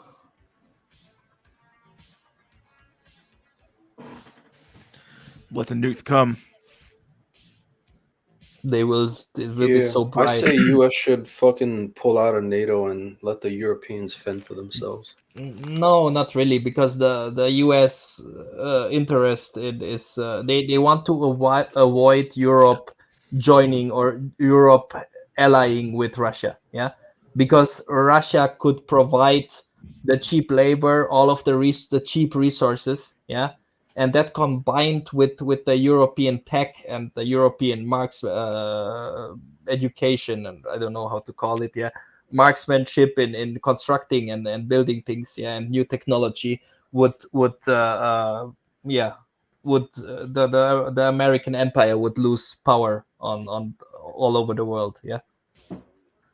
So the biggest fear, and this is what Brzezinski or what is his name said. So basically, it's for America, it's very important. So it's like, in short, Russia out, America in, and Europe down. Yeah. So this is what you want to achieve. Yeah. And basically, this is what's happening now. Yeah. If you look also at where the euro stands, right? Yeah. So there's the biggest fear really of US is that Europe will ally with Russia instead of US, and because Russia could provide cheaper resources and cheaper working labor than US can. Yeah. And this will like totally destroy America's position as an empire all over the world. Yeah. Yeah. Wow. Haven't they been trying Not to bring in necessarily, Russia I think. for like the past few decades though? Yeah, I mean, if you look, like they allowed us. Yeah, I mean, the German or the Western European economy was like 60% of our gas or oil were out of Russia. Yeah, so, and that's gone away now. Yeah, so yeah, so they allowed it to a certain extent. Yeah, to benefit Europe. Yeah, so but now it's not working anymore. Yeah, now you can blame it on the one or on the other side, but there is this there's so many high level US politicians when they talked about global politics. Yeah, it's like, it's really, the US doesn't want Europe to ally with Russia because they know that Russia can provide cheaper resources and cheaper labor force than the US can. Yeah. So that's the geopolitical reason also for the war happening at the moment. What do you think about regards to oil? Please? What do you think about America's interest in the oil in Europe? Well, we have no. About, I would say, maintaining or gaining more resources to extract oil from other countries. Yeah, well,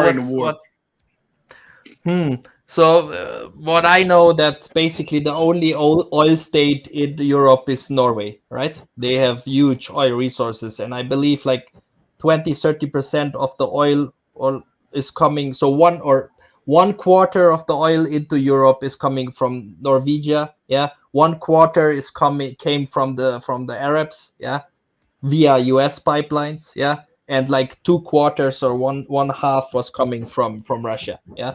So what Europe is doing now, yeah, they are since Russia is we have the sanctions, so there's no Russian oil here or gas anymore. Yeah, we are buying it from US, we are buying it from Arabs, we are buying it from wherever we can. Yeah. So that's what's happening regarding the resources because in your. You guys hear about the Russian grape groups? grape groups in Russia in the in the Ukrainian war. Apparently, there's like they gave the soldiers Viagra and shit like that. Who knows? Who knows how true it is? But yeah, apparently they have Wait, like a what? huge. Yeah, they gave out the Russian military is arming arming their soldiers with what the fuck is that noise? Hey boy, what's up with It's that? probably coming from me then. Is it you? I don't know. I Sounds think I got the someone's laundry knocking. machine going on. Either Yeah, it way, might be the either way, laundry. they gave him Viagra, shit like that, to go on a graping spree. So it's kind of weird. I guess it's to be expected in a war, I suppose. But yeah, To go on a what, raping? what's that? You said raping? Well, we use the word grape here, but yeah, Oh, I'm sorry. I'm sorry. yeah. Just give that to Got filter, this but yeah. YouTube. Shit. Yeah, it's Wow. squeezing out the grape juice. Wow.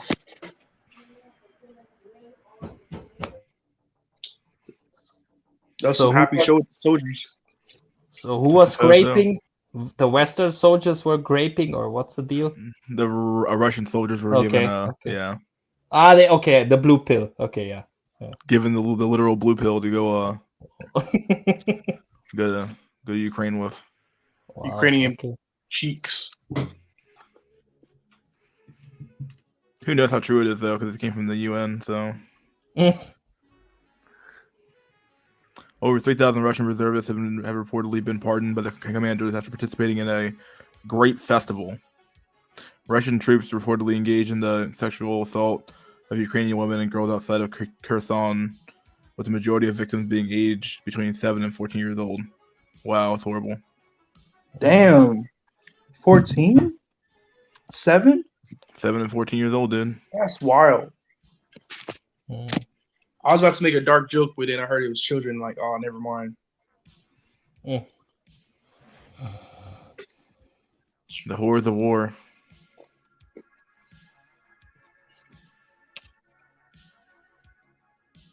Do you think Russia will end up using biological weapons? Yeah, maybe. It's not how bad the war gets, I suppose. That's nuts, yeah.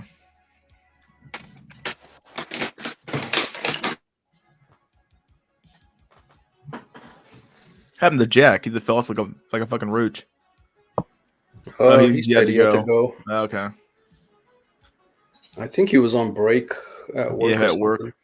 Damn.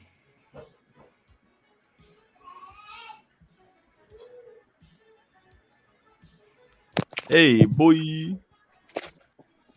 Hey, All right, I'm yeah. about to get out of here. It was nice talking with you guys. Yo. All right, Get thanks it. for calling, my dude. Later. So we do the last words. We could. We're almost there. All right. Let's go. We're only at 5. We're only at 3 hours though. Then we go for 5 hours.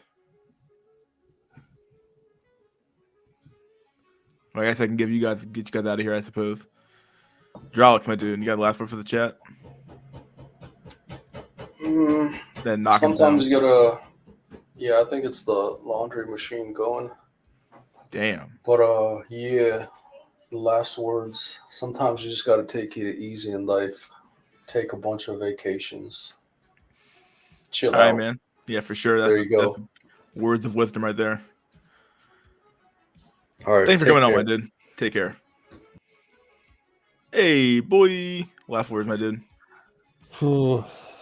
Yeah. Don't fight. Make love. Yeah. Peace out. See you later, buddy. I guess I can keep going. We're at 52 people still in here, even though we're only like halfway through the stream. Let's just keep going, I guess. Read some comments and we'll do some random ass talk, I suppose. I have a few articles I can read. Yeah. Do that. Articles. Oh, yeah. Let's go with the emoji one. Emoji. Gen Z canceled thumbs up emoji because it's hostile. There we go.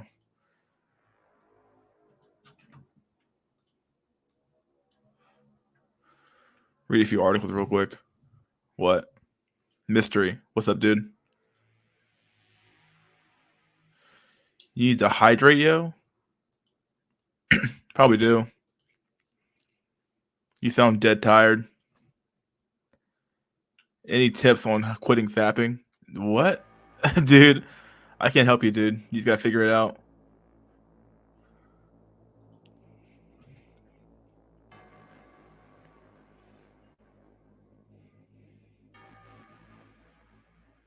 Here we go. Gen Z canceled the hostile thumbs up emoji and wants to ban 9 others.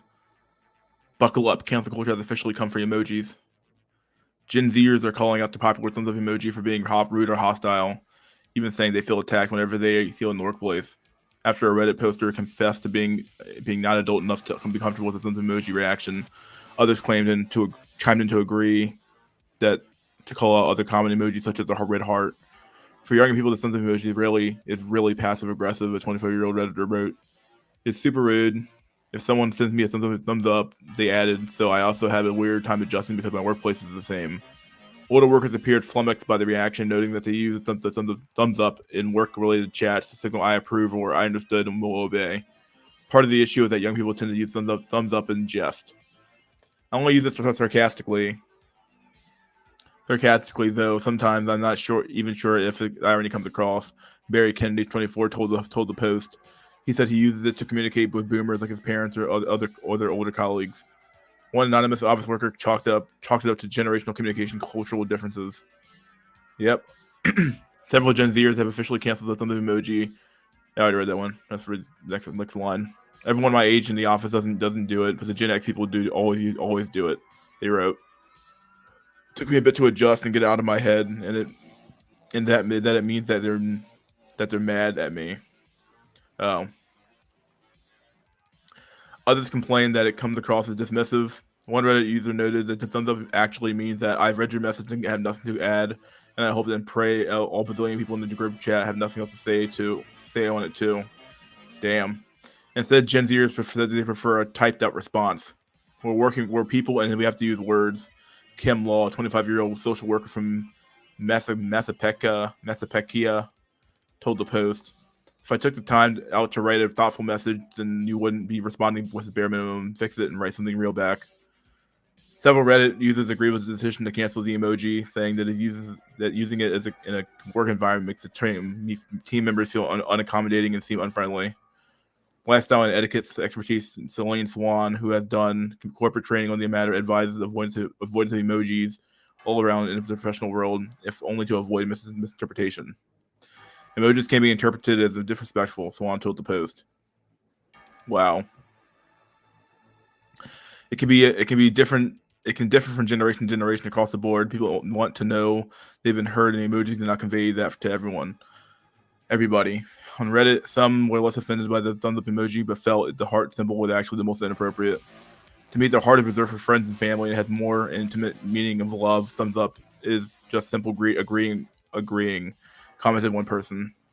I actually find it a heart emoji weird for what work messages. I use the heart emojis for things that when someone adds, they said they got a new kitten or Susie did a really good job. She added another. Okay, keep going. The heart, too, may be falling out of fashion. A survey of 2,000 people conducted by Perspectives Group Global showed a majority of people aged 18 to 16 to 29 or 16 to 29 believe that you are officially old if you use the thumbs up or heart emoji. The official list of canceled emojis includes the thumbs up, never use this one here at all, never use the red heart, never use the OK sign, never use check mark, never use the poo, never use loud crying face, never use monkey crawl covering the eyes, never use clapping hands, never use lipstick kiss mark, never use grimacing face. I hate this one here. I hate the monkey. This one here is so fucking annoying, dude. I fucking hate this goddamn emoji, dude. So fucking much. Oh my god. This emoji is so fucking annoying. Several studies regarding emojis have been conducted, including one that suggested that including emojis in work emails actually makes them seem less powerful in your career. Another study suggested that using an infamous eggplant emoji is actually a major turnoff when it comes to dating. Wow. There you go.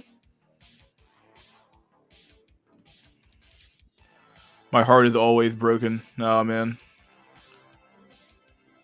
Mystery hating on apes.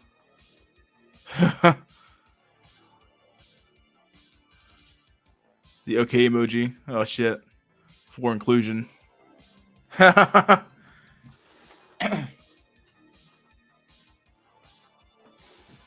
We're at 4 hours still. We got an hour to go, I guess. Can I do this? I don't think I can do it, dude. Might only be a 4 hour long stream, dude.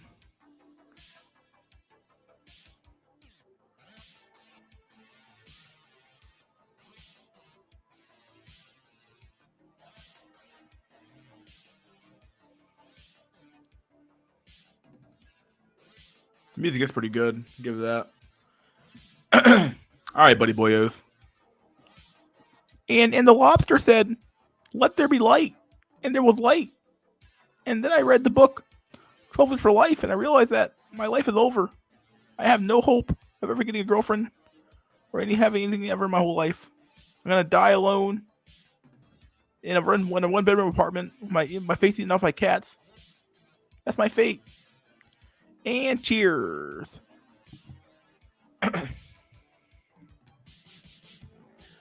All right, buddy boyos. This has been SNC episode 4 of season 2. Kind of a short one today. Didn't expect one to go that long anyway, but overall, glad you guys enjoyed. Hopefully, you guys enjoyed the stream. It's been a short stream today. Someone said seriously, "Hey, look, dude, you can't always go on forever, dude. Unless you want to join up, Lone Hiker. You want to join up, Lone Hiker? Join the stream. You make content happen, my dude. Be the change you want to see in the world."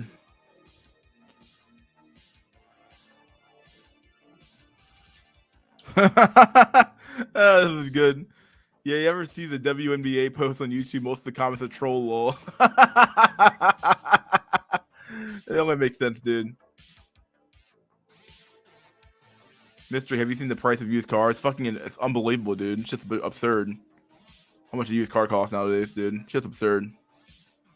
CBDC.